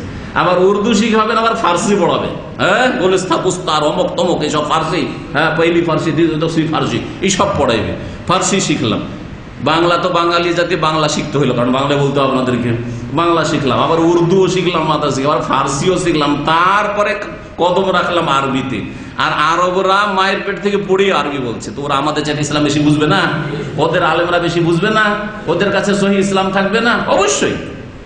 সুতরাং আপনি দেখছেন যে এখানে তো সম্মিলিত মোনাজাত করেন না। আরে মোনাজাত মানে চুপি সারে কথা বলার, নামাজের ভিতরে সেজদায় মোনাজাত, আল্লাহর সাথে চুপি চুপি কথা বলেন। হ্যাঁ, তারপর আত্মায়াত পড়া হয়ে গেল, সালাত আলান নবী, দুরুদ হয়ে গেল, তারপরে চুপি চুপি আল্লাহর সাথে কথা বলেন। লম্বা কথা বলার ইচ্ছা, তাহাজ্জুদে পড়ে যান, লম্বা সিজদা, আধা ঘন্টা 1 ঘন্টার সিজদায় পড়ে যান, আর আল্লাহর সাথে চুপি সারে কথা বলেন, আর খুব কাঁদেন আল্লাহর কাছে। এগুলি হচ্ছে মোনাজাত। নামাজের ভিতরে আল্লাহর সাথে চুপি সারে কথা হয়, সালাম ফিরে দিলে তখন মানুষের সাথে কথা শুরু হয়ে যায়, আর আল্লাহর সাথে চুপি সারে কথা থাকে না, মোনাজাত থাকে না। মোনাজাতটা আমাদের দেশের মানুষ বুঝে না। মোনাজাত মানে নামাজের বাইরে গিয়ে মোনাজাত শুরু হয়। যখন আল্লাহর সাথে সমাপ্তি হলো, হ্যাঁ, কারোর সাথে যদি কোনো দরবারে দেখা করতে যান, রাজা প্রধানমন্ত্রীর সাথে দেখা করতে যান, দেখা করতে গিয়ে যখন গেট থেকে বেরিয়ে আসলেন, তখন আবার আপনার দরখাস্ত শুরু হইল। এটা কেমন কথা হইল বলেন? যতক্ষণ বসে থাকলেন, সামনে আসেন, কথা বলতে পারছেন, দরখাস্ত তখন না কথা বলতে হবে, তা না করে গেট থেকে বেরিয়ে এসে আবার ফিরে গিয়ে দরখাস্ত আরজি পেশ করছেন। এটা তরিকা হলো? তরিকা না। তো এই নামাজের পরে সম্মিলিত মোনাজাত নেই। তবে তারপরে যদি মনে করেন আমি আরো কিছু চাইবো যেটা নামাজের মধ্যে চেয়ে আমার যথেষ্ট হয়নি, তো আপনি আপনার দোয়া করেন। আপনার দোয়া আমি কি করে জানবো? আর ইমাম সাহেব কি করে এতগুলি লোকের কথা জানবেন যে আপনাদের কি কি প্রয়োজন রয়েছে? ঠিক কিনা? আমার প্রয়োজন আলাদা, আপনার প্রয়োজন আলাদা, আপনার অসুখ আলাদা, আমার অসুখ আলাদা, আপনার গরজ আলাদা, আমার গরজ আলাদা। আমি আমার দোয়া করবো, আপনি আপনার দোয়া করবেন। আর এটা যেইভাবে যে কোনো সময় হইতে পারে, যে কোনো সময় হইতে পারে। তাহলে সম্মিলিত মোনাজাতের ভুল নামাজের শেষে আর একটা ভুল, সালাম ফেরার পরে মাথায় হাত দেওয়া। দেখেছেন কপালে হাত দিতে? দেখেছেন না? দেখেন নাই? কেন কপালে হাত দেয়? আমাদের একজন ইন্ডিয়ান নিউ মুসলমান হয়েছিল দামামে আমাদের কাছে। মুসলমান হয়ে ও মাশাআল্লাহ বক্তব্য করতো, ইসলামের লেকচার রাখতো। তো বলছে ভারতে কেন আমি মুসলমান হয়নি? ভারতে মুসলিম আর হিন্দু ধর্মে পার্থক্য বুঝতে পারিনি। কেমন করে বুঝতে পারলেন না? বলছে যে ওরা দুর্গা পূজা করে আর মুসলিমরা দুর্গা পূজা করে, বলে এরাও পূজা করে ওরাও পূজা করে, তো পার্থক্য কি? তো আমি ছাড়বো কেন হিন্দু ধর্ম? পুড়েই ধরেছিলাম। কিন্তু সৌদি আরবে এসে দেখলাম তো দরগা ফরগা তো নাই। তখন দেখলাম যে ইসলাম হচ্ছে হক, তখন ইসলাম গ্রহণ করেছি। ভালো বক্তা এখন ভারতে বক্তব্য করে। তো ও বলছে যে, ওর কথা বলছি, হাসার কথা, কপালে হাতটা মানুষের দেয় কেন এক শ্রেণীর লোকেরা? সালাম ফিরা হইলো, নামাজ পড়া হইলো, খুশি হওয়া উচিত। আলহামদুলিল্লাহ, আল্লাহর সাথে কথা বলতে পারলাম, আল্লাহর কাছে দরখাস্ত পেশ করতে পারলাম, আল্লাহর হক আদায় করলাম, জান্নাতে যাওয়ার একটা কাজ করলাম, তো খুশি হওয়া উচিত। খুশি না হয়ে মাথায় হাত, মানুষ মাথায় হাত কখন দেয়?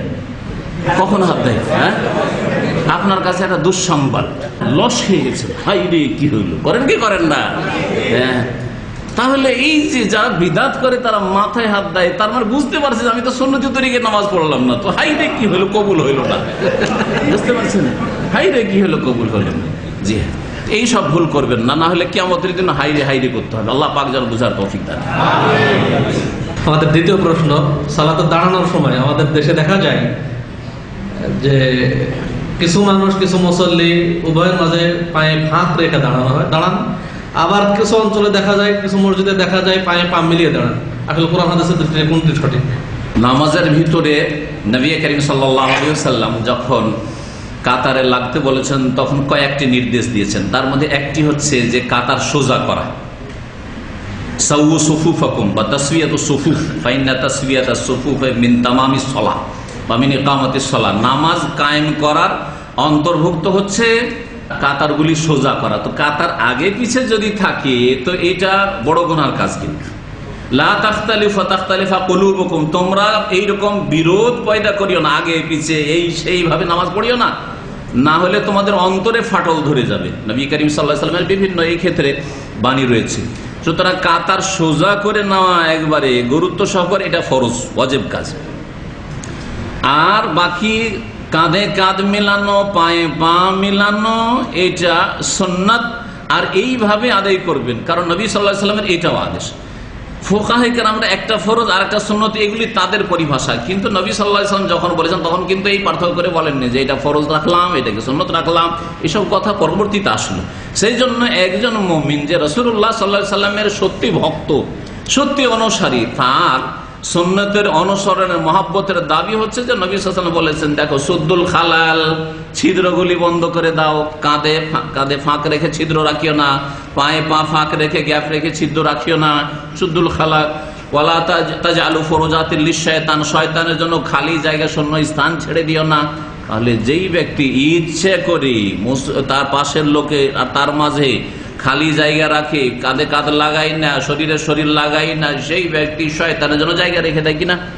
সহিহ হাদিস, এগুলি সবগুলি সহিহ হাদিস। সুতরাং কাঁধে কাঁধ মিলিয়ে পায়ে পায়ে মিলিয়ে যথাসাধ্য সলাত আদায় করার চেষ্টা করবেন, যাতে করে সলাত সত্যিকার পূর্ণতার সাথে আপনার আদায় হয়।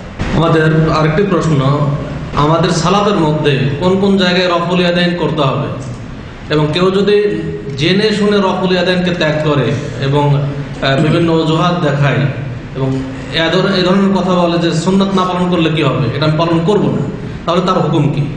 রফুল ইয়াদাইন কোন কোন জায়গায় করতে হবে? নবী করিম সাল্লাল্লাহু আলাইহি ওয়াসাল্লাম যখন তাকবীরে তাহরিমা দিয়েছেন, আল্লাহু আকবার, তখন রফুল ইয়াদাইন করেছে। এটা কিন্তু সকল মুসলিম মানে সমস্ত মযহাবের তরিকার মুসলিমরাই রফুল ইয়াদাইন প্রথমটা 1 নম্বরটা মান, এটা মান। বাকি দ্বিমত শুরু হয় যখন রুকুতে যাবেন, একটা রাফুর মানে উঠানো, আর ইয়াদাইন মানে দুই হাত উত্তোলন করা, 2 হাত ওঠানো, একে রফুল ইয়াদাইন বা রফা ইয়াদাইন বলা হয়। এই রফুল ইয়াদাইন আপনি রুকুতে যাবেন তখন করবেন আল্লাহু আকবার, আর যখন রুকু থেকে উঠবেন সামি আল্লাহু লিমান হামিদা বা রব্বানা ওয়া লাকাল হামদ বললেন তখন রফুল ইয়াদাইন করবেন। তাহলে কটা হলো? প্রথম তাকবীরে তাহরিমা সহ হইলে 3টা হইল। আর আরেকটা জায়গা আছে, ওয়াইদা কামা মিনার রাকাতাইন, আব্দুল্লাহ বিন ওমর রাদিয়াল্লাহু তাআলা আনহুমার হাদিসে বর্ণিত রয়েছে সহিহ বুখারীতে, যে যখন 4 রাকাত বিশিষ্ট বা 3 রাকাত বিশিষ্ট 2 তাশাহুদ বিশিষ্ট নামাজ যে প্রথম তাশাহুদ থেকে উঠতেন, তখনও প্রথম আত্তাহিয়াত থেকে উঠলেন, ওঠার পরে বলবেন আল্লাহু আকবার, তার সাথে সাথে রফুল ইয়াদাইন করবেন। এই 4টি জায়গায় রফুল ইয়াদাইন আছে, তার মধ্যে 1টিতে সকলে মানে, আর এই 3টি কিছু কিছু ওলামারা মানে নাই। হয়তো তাদের কাছে, তাদের প্রথম ওলামারা আইম্মায়ে কেরাম, তাদের কাছে হাদিস পৌঁছেনি, তাদের ওজর ছিল, কারণ তখন সহিহ বুখারী সংকলিত হয়নি, সহিহ মুসলিম এইভাবে হাদিসের আকারে লেখা হয়নি। তখন হাদিসের এইভাবে সফর, এক দেশ থেকে আরেক দেশে গিয়ে হাদিস সাহাবায়ে কেরামদের কাছ থেকে তলাশ করা, কুফা বাসরা ছেড়ে শাম দেশে যাওয়া, মিশরে যাওয়া, ইয়ামান যাওয়া, মক্কা মদিনায় এসে হাদিস তলাশ করো কোথায় কোথায় আছে। আজকালকার মতো লাইব্রেরি ছিল না, কিতাবও ছিল না, কিছুই ছিল না, তো এত সহজ ছিল না ইলম হাসিল করা সেই যুগে। সেই সময় যদি ইমাম আবু হানিফা রাহমাতুল্লাহ আলাইহি রফুল ইয়াদাইন এগুলোতে না করেন, সেজন্য আপনি করবেন না, এটা আপনার জন্য উচিত হবে না। আপনাকে দেখতে হবে যে ওনার কাছে পৌঁছেনি, আমার কাছে পৌঁছে গেছে, সুতরাং আমার উপর আল্লাহর হুজ্জত দলিল কায়েম হয়েছে যে নবীর তরিকা জানার পরে কেন করেনি, তোমাকে রফুল ইয়াদাইন করতে হবে। যদিও ওলামারা বলছেন যে রফুল ইয়াদাইন সুন্নাত, কিন্তু জানার পরে সেই সুন্নতটি আদায় করবেন। এই সুন্নতের উপর যে কত নেকি আছে কিয়ামতের দিনে জানতে পারবেন, তখন আক্ষেপ করবেন। 2 নম্বর কথা, ভাইরা জিজ্ঞেস করেছেন যদি কেউ জানার পরে ছেড়ে দেয় যে করবো না রফুল ইয়াদাইন সুন্নাত বলে হালকা করা, এটা বিদাতীদের লক্ষণ। সালাফে সালেহ, সাহাবায়ে কেরাম, তাবেঈন, তাবা তাবেঈন আর কোরআন সুন্নাহ অনুসারী ওলামারা এটা সুন্নাত বলে হালকা না, হালকা নাই। নবীর আদেশ সবগুলি আদেশ, ফরজ হোক আর ওয়াজিব হোক আর সুন্নত হোক আর মুস্তাহাব, নবী সাল্লাল্লাহু আলাইহি ওয়াসাল্লাম আদেশ করেছেন, সুতরাং সেটা শ্রদ্ধার নজরে দেখতে হবে, সেটাকে গুরুত্ব দিয়ে আদায় করার চেষ্টা করতে হবে। তবে কোন কোন ক্ষেত্রে নিরুপায় অনেকে হয়, যেমন আপনি দেশে যাচ্ছেন, আমি যেসব ভাইরা নতুন নতুন দেশে যাচ্ছেন, আর গিয়ে হয়তো গোটা গ্রামে কেউ রফায়দান করে না, আর আপনি রফায়দান করেন। গোটা গ্রামের মসজিদে কেউ আমিন জোরে বলেন, আপনি আমিন জোরে বলছেন, আর গোটা গ্রামে কেউ বুকের উপর হাত বাঁধেন, আর আপনি এখানে বুকের উপর হাত বাঁধছেন। এই 3টি সুন্নতে বেশি তাদের মাথা খারাপ, তাদের গায়ের জ্বালা। আপনি সবগুলি ভিতরে সুন্নতি তরিকায় করেনি, এমনকি ও যদি বলে আমি নামাজ পড়বো না, কিছু বলবেন আপনাকে। যদি তোমরা যখন এত ঝামেলা করছো আমি নামাজ পড়বো, নামাজ না পড়বি অসুবিধা নেই, কিন্তু রফায়দান করবি না। তুই কথা বুঝে যায়, নামাজ না পড়বি তোর ব্যাপার, কিন্তু তুই আমিন জোরে বলতে পারবি না, আমাদের ডিস্টার্ব হচ্ছে, বলে কি বলে না? জি, তিক্ত অভিজ্ঞতা। যার ফলে এইরকম যদি নিরুপায় হন, তখন সেখানে এই সুন্নতগুলিকে চিরকালের জন্য ছেড়ে দেবেন। আপনার অন্তরে মহব্বত আছে, হ্যাঁ, অন্তর থেকে সুন্নতগুলিকে ভালোবাসেন আপনি। আমি সুযোগ পেলে করবো ইনশাআল্লাহ তাআলা। বরং আজকে যদি অন্য মসজিদে যাই যেখানে সবাই রফায়দান করতে, আমি করতে পারবো, আর সেখানে ঝগড়া বিবাদ করবে না, দ্বন্দ্ব লাগাবে না, করবো কি? আমি আসরেই করবো, জোহরে করতে পারলাম না, আসরে গিয়ে করবো। কিন্তু আপাতত আমি আমার মহল্লায় পারছি না, আমার গ্রামে পারছি না, আমার এই মসজিদে পারছি না, করলে আমাকে কোণঠাসা করে আমার দাওয়াতের রাস্তা বন্ধ করবে, মসজিদ থেকে বের করে দেবে বা মারধর করবে, কত রকম জুলম অত্যাচার হচ্ছে। সুতরাং এই ক্ষেত্রে যদি সুন্নতগুলিকে স্থগিত রাখেন, আমার ভাষাটা শোনেন, স্থগিত রাখেন, আপাতত করলাম না, আশা করি ইনশাআল্লাহ তাআলা গুনাহগার হবেন না। সুন্নতের জন্য সেখানে আপনার রাস্তা দাওয়াতের বন্ধ করে দেবে, মসজিদে যাওয়া বন্ধ করে দেবে, মসজিদে গেলে দু চারটা লোককে যে আরো টানতে পারতেন সহি আকীদার দিকে, তাদের শিরক বিদআত, কবর মাজার পূজা ছাড়াতে পারতেন, তাদের মিলাদ আর ওই শবে বরাত আর ওই সব বিদআত বড় বড় যে রোগগুলি সেগুলি ছাড়াতে পারতেন। এই নামাইতোর রোগ ঢুকেছিল, যাই নামাজের দুয়ার পড়ার রোগ ঢুকেছিল, এগুলো তো সারান কমপক্ষে, এগুলো সারান। এইগুলি সারিয়ে দিয়ে যদি কিছু সুন্নত আপাতত এরকম পালন নাও করতে পারেন, স্থগিত রাখেন আর নিয়ত রাখেন যে আল্লাহ রাব্বুল আলামিন যদি তৌফিক দান করেন আর বেশ কিছু লোক 10 জন 20 জন যদি আমার গ্রামে তৈরি করে নিতে পারি, তখন আমরা জোরে আমিন বলবো, তখন আমরা রফাই দান করবো, অসুবিধা নেই। তো এই ক্ষেত্রে আপনি সুন্নতের বিরোধী নন। সুন্নতের বিরোধী কে? যে সুন্নতকে ঘৃণা করে, হ্যাঁ, সুন্নতকে দমন করার চেষ্টা করে, না আমি রফাই দান করতে দেবো না, না আমরা এখানে এইসব চলতে আমিন জোরে বলতে দেবো না, তারা হচ্ছে রসুলের বিরোধী, সুন্নতের বিরোধী। কিন্তু আপনার মহব্বত আছে, করতে পারছেন না। শাহুল্লাহ মুহাদ্দিস দেহলভী রহমতুল্লাহ আলাইহি দিল্লির ভারতের সবচেয়ে বড় আলেম সেই জামানায়, হ্যাঁ, মোগল আমলে, কিন্তু তিনি রফায়দান করতেন না। তার কিতাব হুজ্জাতুল্লাহ পড়ে দেখেন, বলছেন যারা রফায়দান করে তাদেরকে আমি বেশি ভালোবাসি, কিন্তু করতে পারেননি তিনি। রফায়দান করলে অত বড় আলেমকেও সেখান থেকে তাড়িয়ে দিত। এই পরিস্থিতি ছিল তখন, এত গোঁড়ামিটা ছিল ভারতে। তো এই জন্য এইরকম পরিস্থিতিতে স্থগিত রাখবেন, অসুবিধা আমি মনে করি না। এখানে সালাতের মধ্যে ইমাম মুক্তাদি সকলেই সূরা ফাতিহা পড়বে না শুধু ইমাম পড়লেই হবে? সালাতের ভিতরে ইমাম সূরা ফাতিহা অবশ্যই পড়বে, এতে দ্বিমত নেই, ইমাম পড়বে। একাকি 3 রকমের নামাজি, ইমাম আর একাকি নামাজি। একা একা যখন পড়বেন সূরা ফাতিহা পড়বেন, যখন আপনি ইমাম হবেন সূরা ফাতিহা পড়বেন। ইমামের পিছনে যখন থাকবেন তখন কি করবেন, এটা হচ্ছে প্রশ্ন। ইমামের পিছনে যদি থাকেন আর যদি ইমাম মনে মনে পড়ছে, আপনি মনে মনে, হ্যাঁ, অর্থাৎ 11 রাকাত নামাজ, জোহরের 4, আসরের 4, মাগরিবে 1, কত হলো 4 4 8 9 হয়ে গেল, আর এশার তৃতীয় চতুর্থ 11 রাকাত, 17 রাকাতের মধ্যে 11 রাকাতে ইমামও মনে মনে পড়ে, আপনিও মনে মনে পড়বেন, কোনো বিরোধ নেই, কারণ শুনছেন না আপনি। আল্লাহ বলছেন যখন পড়া হবে তখন না শোনো, সুতরাং ওই অজুহাত আর চলবে না। তো 11টা তো ঠিক করেন।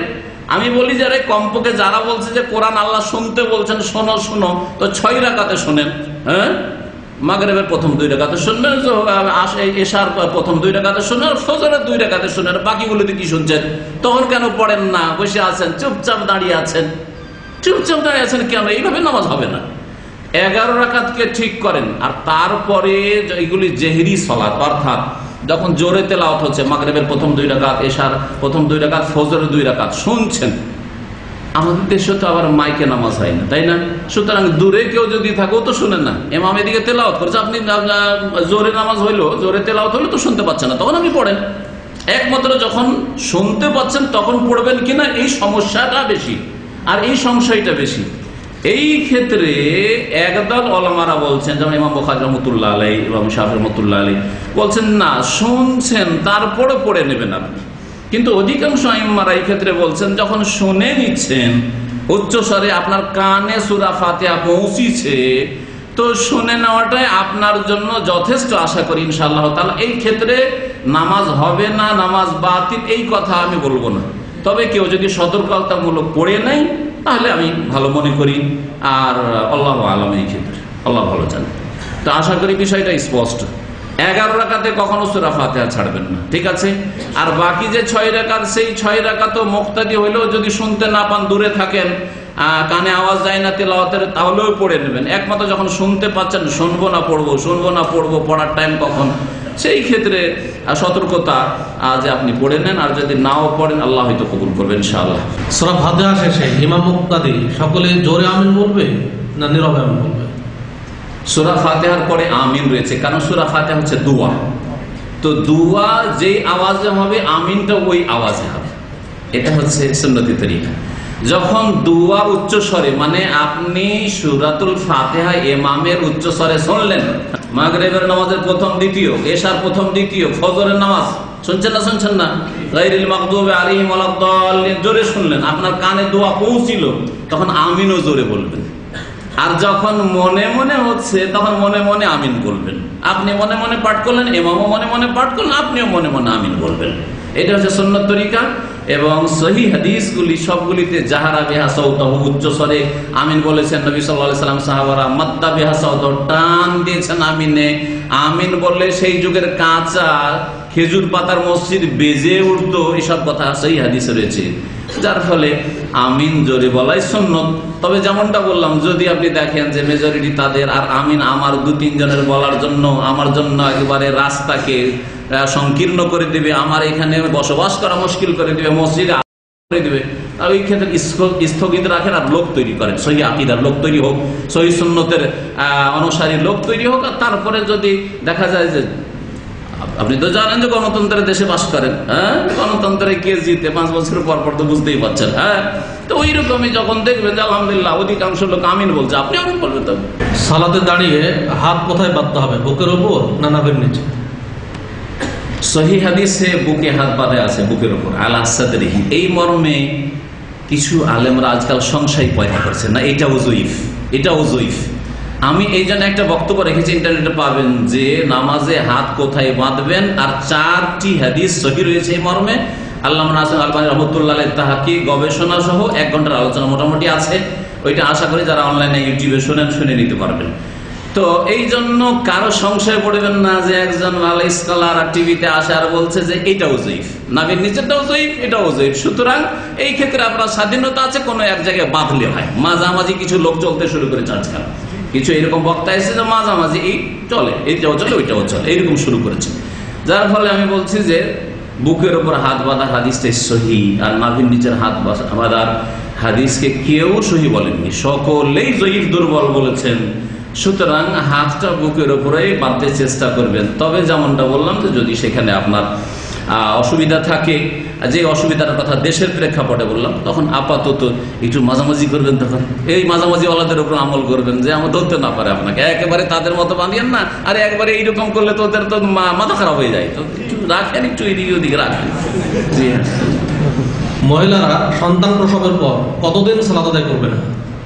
মহিলারা সন্তান প্রসব করার পর কতদিন সালাত আদায় করবে? যতদিন রক্ত বন্ধ না হয়েছে। এই ক্ষেত্রে আমাদের দেশে খুব ভুল আছে, কিন্তু আমি এই বিষয়টা দেখলাম অনেক ভাইরা এই মাসলা জান না, মনে করে 40 দিন না, যদি রক্ত বন্ধ হয়ে যায় 5 দিনে 5 দিন পরে গোসল করে, 7 দিনে 7 দিনে, 10 দিনে, 20 দিনে। অধিকাংশ মহিলাদের আমার এই সামান্য অভিজ্ঞতা বলছি 20 থেকে 22 দিনে ব্লিডিং বন্ধ হয়ে যায়। তো রক্ত যদি 20-22 দিনে বন্ধ হয়ে যায়, তাহলে সাথে সাথে গোসল করে নামাজ পড়া শুরু, নামাজ ফরজ হয়ে গেছে। 40 দিনের বিষয়টি হচ্ছে সর্বঊর্ধ্বে। কারো রক্ত বন্ধ হচ্ছে না, 40-এর পরেও ব্লিডিং হচ্ছে, তখন 40 হলে গোসল করে ওই রক্ত অবস্থায় নামাজ পড়তে হবে। হ্যাঁ, পাম্পার্স ব্যবহার করুক, অথবা যেইভাবে হোক বেঁধে নিক, সতর্কতা অবলম্বন, প্রত্যেক নামাজের জন্য উযু করুক ইত্যাদি করে। যেমন ইস্তেহাজা রোগের ক্ষেত্রে বিধান রয়েছে, যে যেসব মহিলাদের মেন্সের পরে অতিরিক্ত ব্লিডিং হতে থাকে, তাদের ক্ষেত্রে যে বিধানগুলি রয়েছে ওই রকমই 40 দিন পরে যদি বেশি বেশি রক্ত আসতে থাকে তাহলে নামাজ পড়তেই হবে, নামাজ তখন আর মাফ নেই। তাহিয়াতুল মসজিদের কোনো নিষিদ্ধ সময় আছে কি? এবং জুমার খুতবা শুরু হয়ে গেলে তাহিয়াতুল মসজিদ পড়তে হবে কি না পড়ে বসে যেতে হবে? তাহিয়াতুল মসজিদের কোনো নিষিদ্ধ সময় আছে কি? না, কোনো নিষিদ্ধ সময় নেই।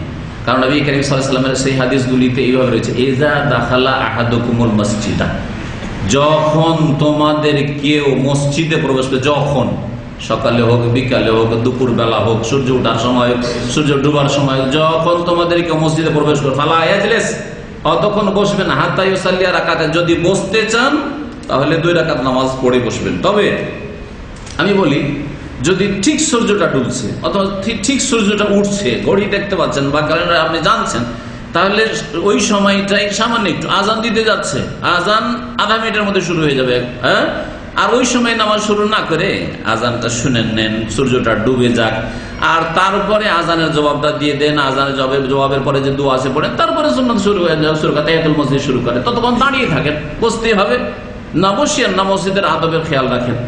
খুতবার সময়, জুমার খুতবা চলাকালীন রাসূলুল্লাহ সাল্লাল্লাহু আলাইহি সাল্লাম সাহাবায়ে কেরামদেরকে তাহিয়াতুল মসজিদ পড়িয়েছেন। এক সাহাবী বসে গেছেন, সহিহ বুখারীতে হাদিস রয়েছে, কোনো জালজয়ী হাদিস না, বসে গেছে, জানে না মাসলা। নবী সাল্লাল্লাহু আলাইহি ওয়াসাল্লাম বলছেন, সাল্লাইতা রাকাতাইন, 2 রাকাত নামাজ পড়েছো? বলছেন না, পড়িনি। বলছে কম ফাসাল্লি রাকাত, দাঁড়াও আর 2 রাকাত নামাজ পড়ে বসো, 2 রাকাত নামাজ পড়ে বসো। সুতরাং তাহিয়াতুল মসজিদ যে কোনো সময় পড়তে হবে। খুতবার সময় বা লালবাতি জ্বালানো আছে, নামাজ পড়া যাবে না, এগুলি মন গড়া কথা, এগুলি মন গড়া কথা। তারাবির সালাত 8 রাকাত সহি, কিন্তু মক্কা মদিনাতেও 20 রাকাত কেন জানাবেন? তারাবির নামাজ 8 রাকাত সহি, কিন্তু 20 রাকাত কেন মক্কা মদিনায়? তারাবির নামাজ নবী করিম সাল্লাল্লাহু আলাইহি সাল্লামের সুন্নত 8 রাকাত, এটা সহি, কিন্তু নবী করিম সাল্লাল্লাহু আলাইহি সাল্লাম বেশি পড়তে নিষেধ করেননি নফলের উদ্দেশ্যে। মোবারক রাত, নেকির রাত, রমজান মাসের রাত, সুতরাং কেউ যদি পরিমাণ বেশি করে, নবী সাল্লাল্লাহু আলাইহি সাল্লাম 8 রাকাত পড়েছেন, কিন্তু 8 রাকাতে সাহরি খাওয়ার সময় শেষ হয়ে যাচ্ছিল।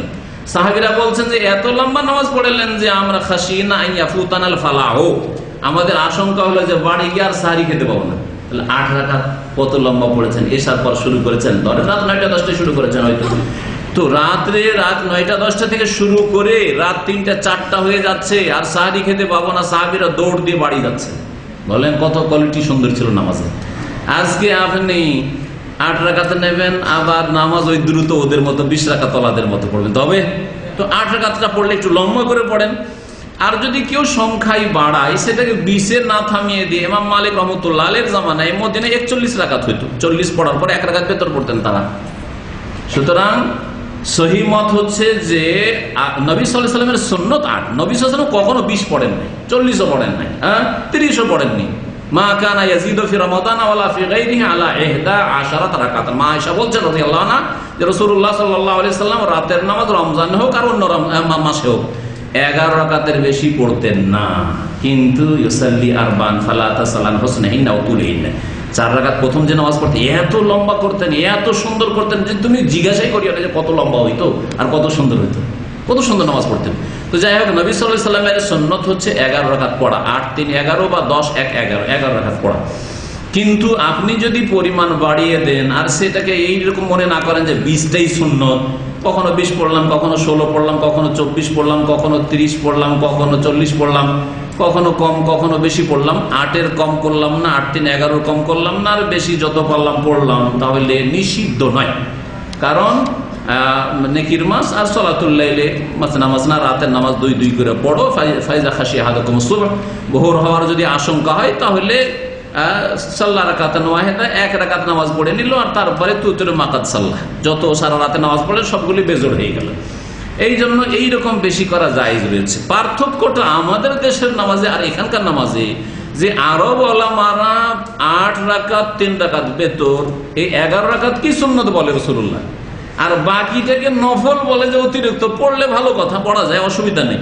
আর আমাদের দেশের লোকেরা জাল হাদিসের আশ্রয় নিয়ে বলে যে না 8 কোন নামাজ তারাবি নেই, তারাবি মানেই 20, এটাই হচ্ছে ভুল। এখানে এই ভুলটা সংশোধন করে নিয়ে যদি বেশি পড়েন তাহলে কোনো অসুবিধা ইনশাআল্লাহ তাআলা নাই। তারপরে এই বিষয়ে আমার বিস্তারিত আলোচনা যে আহনাফ ওলামারা, হানাফি ওলামা 10-এর বেশি ওলামা, বড় বড় ওলামা, আনোয়ার শাহ কাশ্মীরি, তারপরে আপনার গাঙ্গুহি, আর এইরকম বড় বড় ওলামারা তারা তারাবি সম্পর্কে কি মতামত পেশ করেছেন, একটা আমার আলোচনা ইউটিউবে পাবেন যে তারাবির রাকাত সংখ্যা, সঠিক রাকাত সংখ্যা, সেটা শুনলে আরো ক্লিয়ার হয়ে যাবে আপনাদের জন্য। ভিতরের সালাত 1 রাকাত সহিহ হাদিস দ্বারা প্রমাণিত কি 3 রাকাত ভিতর পড়লে 2 রাকাত পর বসতে হবে, না একসাথে 3 রাকাত পড়ে সালাম ফেরাতে হবে? বেতর নামাজ যে রাকাত সংখ্যা কি ভাই জিজ্ঞেস করেছেন, এর আগে উত্তর কিন্তু চলে এসেছে যে বেতর সর্বত, বেতর মানে কি বেজোড় বললাম, জোড় আর বেজোড়, জোড় মানে সাফা আর ওয়াশাফে ওয়াল ওয়াতরে, ওয়াতর বলা হয় আর উইতর বলা হয়, ওয়ায়ে কাসরা দিলেও বেজোড় হয়, আর ওয়াতর বললেও সূরা ফজরে যে রয়েছে, হ্যাঁ ওয়াল ফজরে ওয়া লায়ালিন আশরে ওয়াশাফে ওয়াল ওয়াতরে, সাফা মানে জোড়া 2, 4, 6 এগুলো, আর ভিতর মানে হচ্ছে বেজোড়, 1 থেকে শুরু হয়। তো নবী সাল্লাল্লাহু আলাইহি ওয়াসাল্লাম বেতর বহু সময় পড়েছেন, বরং অধিকাংশ সময় পড়েছেন আমি যতটুকু বুঝি। আর সুতরাং আপনি 1 পড়তে পারেন, তবে তার সাথে সাথে যদি আপনি আরো 2 মিলিয়ে নেন দিয়ে পড়েন তো ভালো কথা, 3 পড়েন, 5 পড়েন, 7 পড়েন, এরকম করে পড়েন তো ভালো কথা।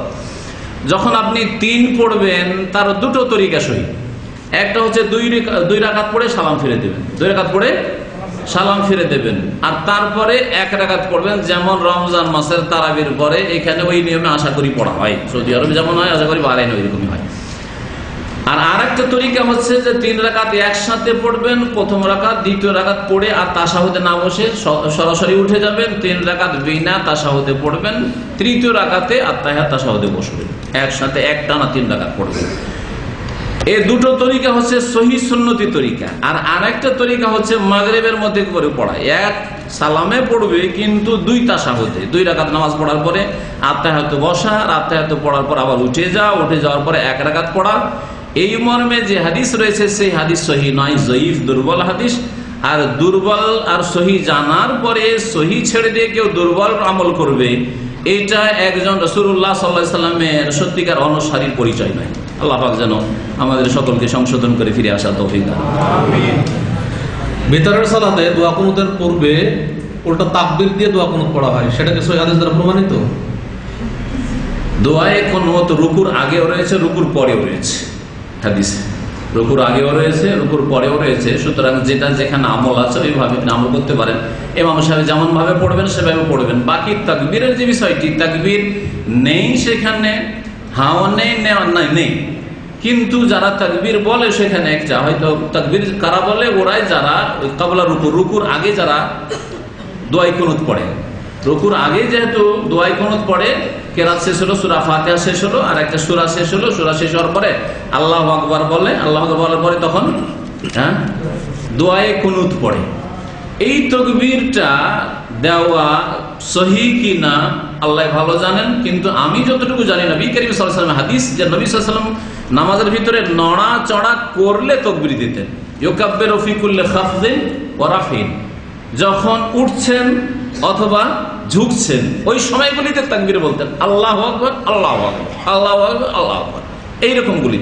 এখানে কিন্তু ঝুঁকা হইল না, শুধু এতটুকু হলো যে সূরা শেষ হলো, এখন আমি কি শুরু করছি, দোয়ায়ে কুনুত শুরু করছি। এখানে তাকবীর দিবেন হাদিস দ্বারা প্রমাণিত হয় না। সুতরাং এটা মনে হয় ছেড়ে দিয়ে যদি সূরা শেষ করার পরেই দোয়াটি পড়ে নাই ভালো কথা, আর না হলে রুকুর পরে করেন, আর কোনো ঝামেলাই থাকলো না। আল্লাহু আ'লাম।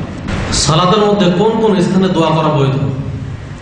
সালাতের মধ্যে দোয়াই হচ্ছে আসল দোয়া, আর সালাত মানেই দোয়া। সালাতের মধ্যে দোয়া করার জন্য যেই জায়গাগুলিতে নবী সাল্লাল্লাহু আলাইহি ওয়াসাল্লাম উৎসাহিত করেছেন তার একটি জায়গা হচ্ছে সাজদা, ফাজতাহিদু ফিদ দুআয়ে। তার আগে রয়েছে আকরাবু মা ইয়াকুনুল আবদু মির রাব্বিহি ওয়া হুয়া সাজিদ, সবচেয়ে নিকটবর্তী আল্লাহ হয়ে যায় বান্দা যখন সিজদায় অবনত হয়। ফাজতাহিদু ফিদ দুআয়ে, সুতরাং দোয়াতে মেহনত, পরিশ্রম করো। দোয়াতে মেহনত লাগবে, তাহলে সচেষ্ট হইতে হবে, একাগ্র চিত্তে নেব আল্লাহর কাছে, এইভাবে দোয়া করতে হবে, মনোযোগী হইতে হবে। ফাকামিনুন আইয়ুস্তাজাবা লাকুম, আশা করা যায় যে তোমাদের দোয়া এই সিজদায় কবুল হবে, নবী সাল্লাল্লাহু আলাইহি ওয়াসাল্লাম বলেছেন। আর আরেকটি ক্ষেত্র হচ্ছে সালামের পূর্বখানে আত্তাহিয়াত আর সালাত আলান নবী, দুরূদ পড়েন, দুরূদ ইব্রাহিম পড়ে নেওয়ার পরে নবী সাল্লাল্লাহু আলাইহি ওয়াসাল্লাম তাখাইয়ার মিনাল মাসআলাতি আজাবাহু ইলাইহি, যা তোমার পছন্দ লাগে, বান্দার পছন্দ লাগে, তাই সেই সময় আল্লাহর কাছে যাচ্চা করুক, চাক। তো এই জায়গায় আপনি চাইবেন, এই দুটো জায়গায় দোয়া করা যায়। সালাতুল আওয়াবিন নামে কোন সালাত ইসলামী শরীয়ত দ্বারা ইসলামী শরীয়ত সম্মত কি? সালাতুল আওয়াবিন ইসলামে শরীয়ত সম্মত কি বা ইসলামে আছে কি? হ্যাঁ আছে, কিন্তু সেই নামাজের এখানেও জায়গা চেঞ্জ করেছে। হ্যাঁ, এখানে মোবাইলের পার্টস নিয়ে এসে ক্যামেরায় লাগিয়ে দিয়েছে, বুঝছেন? মোবাইলের পার্টস নিয়ে এসে ক্যামেরায় লাগিয়ে দিয়ে বসে আছে, যে ক্যামেরা তুই রেকর্ড কর বলছে, আমি তো রেকর্ড করবো না, তো আমার পার্টস কেন দিস নি, আমার পার্টস টেনে অন্য পার্টস দিয়েছিস, বোঝা গেছে? তো ওই রকম করেছে। ব্যাপারটা কি আসলে নবী করিম সাল্লাল্লাহু আলাইহি ওয়াসাল্লাম সহিহ হাদিস, সালাতুল আওয়াবিন হিনা তারমাদুল ফিসাল, আওয়াবিন আল্লাহ অভিমুখীদের সালাত হচ্ছে, নামাজ হচ্ছে যখন উটের বাচ্চার পায়ে গরম লাগতে লাগে। আরে উটের বাচ্চার পায়ে কখন গরম লাগে? মাগরিব পরে গরম লাগে না আরো ঠান্ডা পড়ে? কখন গরম লাগে? সকালবেলা সূর্য উঠলো, তারপরে সূর্যে প্রখরতা আসলো, তাপ শুরু হলো, বালি গরম হতে লাগলো। মরুভূমিতে সকাল 9টা, 10টা, 11টা, হ্যাঁ 11:30 জোহরের আগ পর্যন্ত, এই সময়গুলিতে উটের বাচ্চাকে, বড় উটের চাইতে উটের বাচ্চার পায়ে বেশি গরম লাগে, ঠিক না? তাপ লাগে। এই সময়ে সালাতুল আওয়াবিন, তাহলে সালাতুল আওয়াবিন যে নামাজটি, ওইটির নাম হচ্ছে সালাতুদ দোহা, চাস্তের নামাজ। দোহা ফার্সিতে তরজমা হচ্ছে চাস্ত, হ্যাঁ মধ্যাহ্ন, সকাল আর দুপুরের মাঝখানে যে সময়টা হচ্ছে দোহা বলা হয়। অদোহা ওয়াল্লাইলি ইযা সাজা, যে দোহা।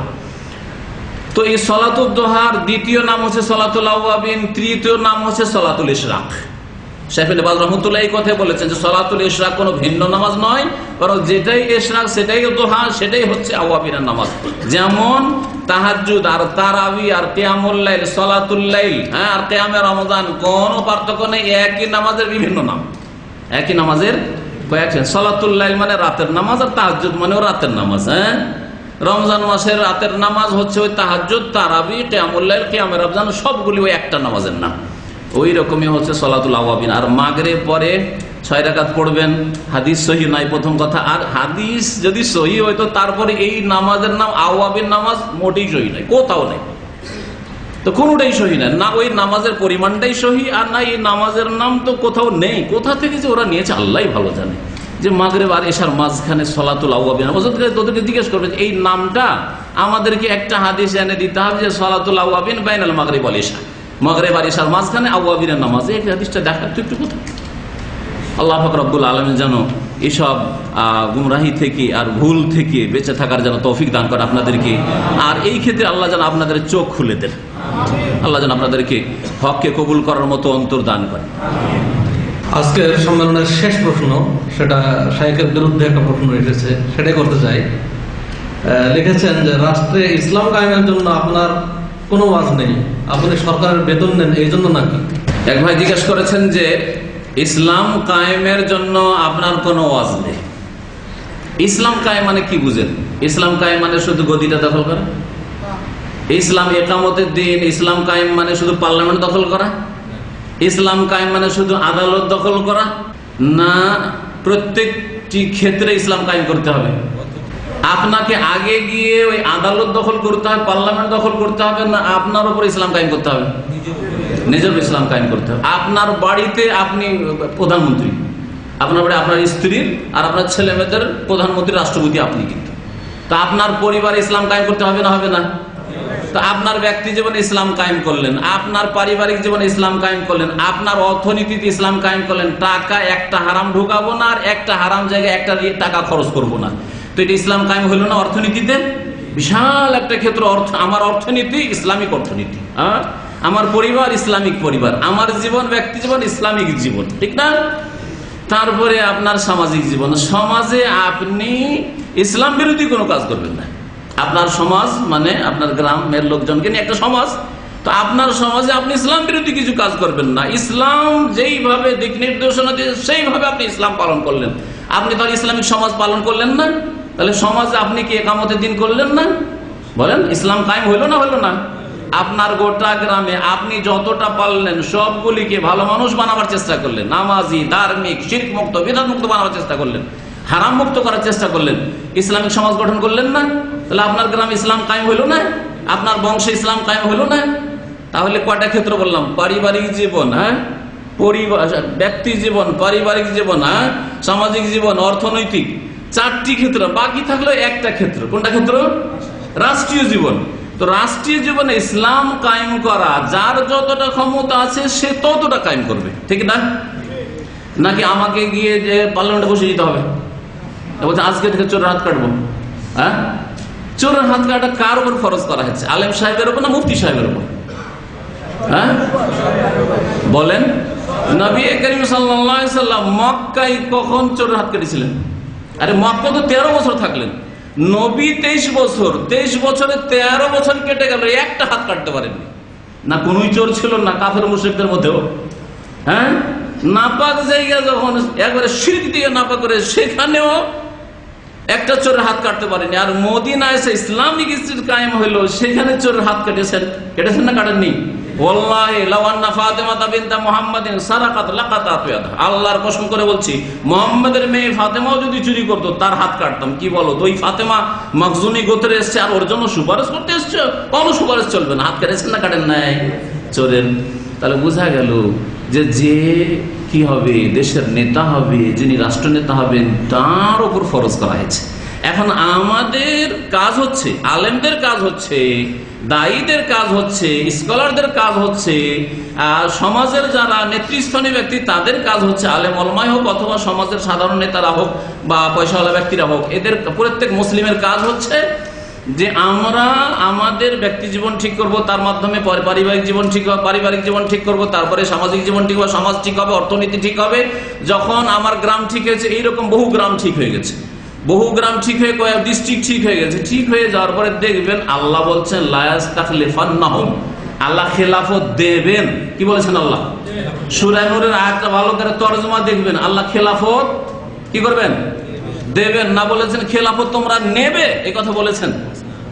কেউ যদি তরজমা করে দেখাইতে পারে যে আল্লাহ বলছেন তোমরা খেলাফত কেড়ে নাও ওদের কাছ থেকে, তাহলে আমি কেড়ে নেব বা কাড়ার চেষ্টা করব, কিন্তু আল্লাহ কেড়ে নিতে বলেন। আল্লাহ বলেছে তোমাদেরকে খেলাফত কি করবেন?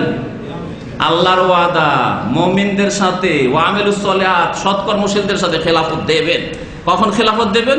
ইয়াবুদুনানি, আমার ইবাদত করো, লা ইউশরিকুনা বি শাইআ, আমার সাথে কোনো কিছুকে শরীক করে শিরক মুক্ত হও।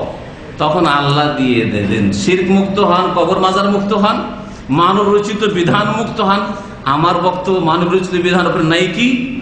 আরে 10-এর বেশি বক্তব্য পাবেন আপনি মানব রচিত বিধান সম্পর্কে, ঈমান ভঙ্গকারী বিষয়, আর এইরকম কত যে আলোচনা রয়েছে আমার। আর তারপরে যদি কেউ বলে যে আমাদের কোনো ভূমিকা নেই, ওরাই বলবে যাদের ব্যক্তি জীবন ঠিক নাই। আমি জানিও সব ভাইদের ফজরের নামাজ পড়তে পারেন না, নিজের 3.5 হাতের উপর নামাজটা কায়েম করতে পারেন না। ইসলামিক রাষ্ট্র আগে নিজের শরীরের উপরে কায়েম করতে পারলো না, ফজর পড়তে পারলো না, আর স্বপ্ন দেখে যে পার্লামেন্ট দখল করব, সুপ্রিম কোর্ট দখল করব, হাইকোর্ট দখল করব, সবকে তাড়াবো, আমরা উঠবো। খাওয়ার জন্য উঠবে, ওরাও খাচ্ছে তোমরাও খাবে, তাহলে ঠিক না? তো এইসব চিন্তা করিয়েন না। একামতের দিনের ব্যাখ্যাটাই ভুল আসলে, যে শুধু গদি দখল করলে একামতের দিন হয়। আমার জীবনে আমি ইসলাম কায়েম করলাম, একামতের দিন করলাম। আমি আমার পরিবার ইসলাম কায়েম করলাম, একামতের দিন করলাম। আমার অর্থনীতি ভালো করলাম, ইসলামিক করলাম, আমি একামতের দিন করলাম। আমার সমাজে ইসলাম কায়েম করলাম, একামতের দিন করলাম। বাকি যেটা থাকলো যার ক্ষমতা আছে সে সেটা করবে। এমনকি আপনি যদি যোগ্য হন, আমি যোগ্য, কিন্তু আপনাকে আমাকে যদি খেলাফত না দেওয়া হয়, আপনি কায়েম করবেন না, তিনি করবেন যিনি আপনার চাইতে জুনিয়র আর খেলাফত পেয়েছেন। ঠিক কি না বলেন? আর যখন মুআবিয়া রাদিয়াল্লাহু তাআলা খলিফা হলেন, তার চাইতে সিনিয়র সাহাবায়ে কেরাম ছিলেন না? তো চোরের হাত কাটা, দণ্ডবিধান কায়েম করা, জেনার শাস্তি দেওয়া মুআবিয়া করেছেন না আব্দুল্লাহ বিন উমর করেছেন না আশরা মুবাশশারা করেছেন? বলেন তো দেখি, একটু চিন্তা করেন তো দেখি। আশরা মুবাশশাররা বড় আলেম ছিলেন না মুআবিয়া বড় আলেম ছিলেন? বলেন দেখি। আশরা মুবাশশার বুঝছেন, যাদের 10 জনকে জান্নাতের একটি হাদিসের সুসংবাদ দেওয়া হয়েছে। আবু বকর না ইন্তেকাল করেছেন, ওমর ইন্তেকাল করেছেন, ওসমান ইন্তেকাল করেছেন, আলী ইন্তেকাল করেছেন, বাকি সাদ বিন আবি ওয়াক্কাস আরো সব সাহাবায়ে কেরামরা যারা আছেন তাদের কথা। তারপরে বহু সাহাবায়ে কেরামরা, আবু হুরায়রার মতো সাহাবী আব্দুল্লাহ বিন ওমর, ওমরের পরে সাহাবায়ে কেরাম আব্দুল্লাহ বিন ওমরকে খলিফা বানাইতে চেয়েছিলেন, যে এত যোগ্য ব্যক্তি, তিনি দীর্ঘদিন বেঁচে ছিলেন।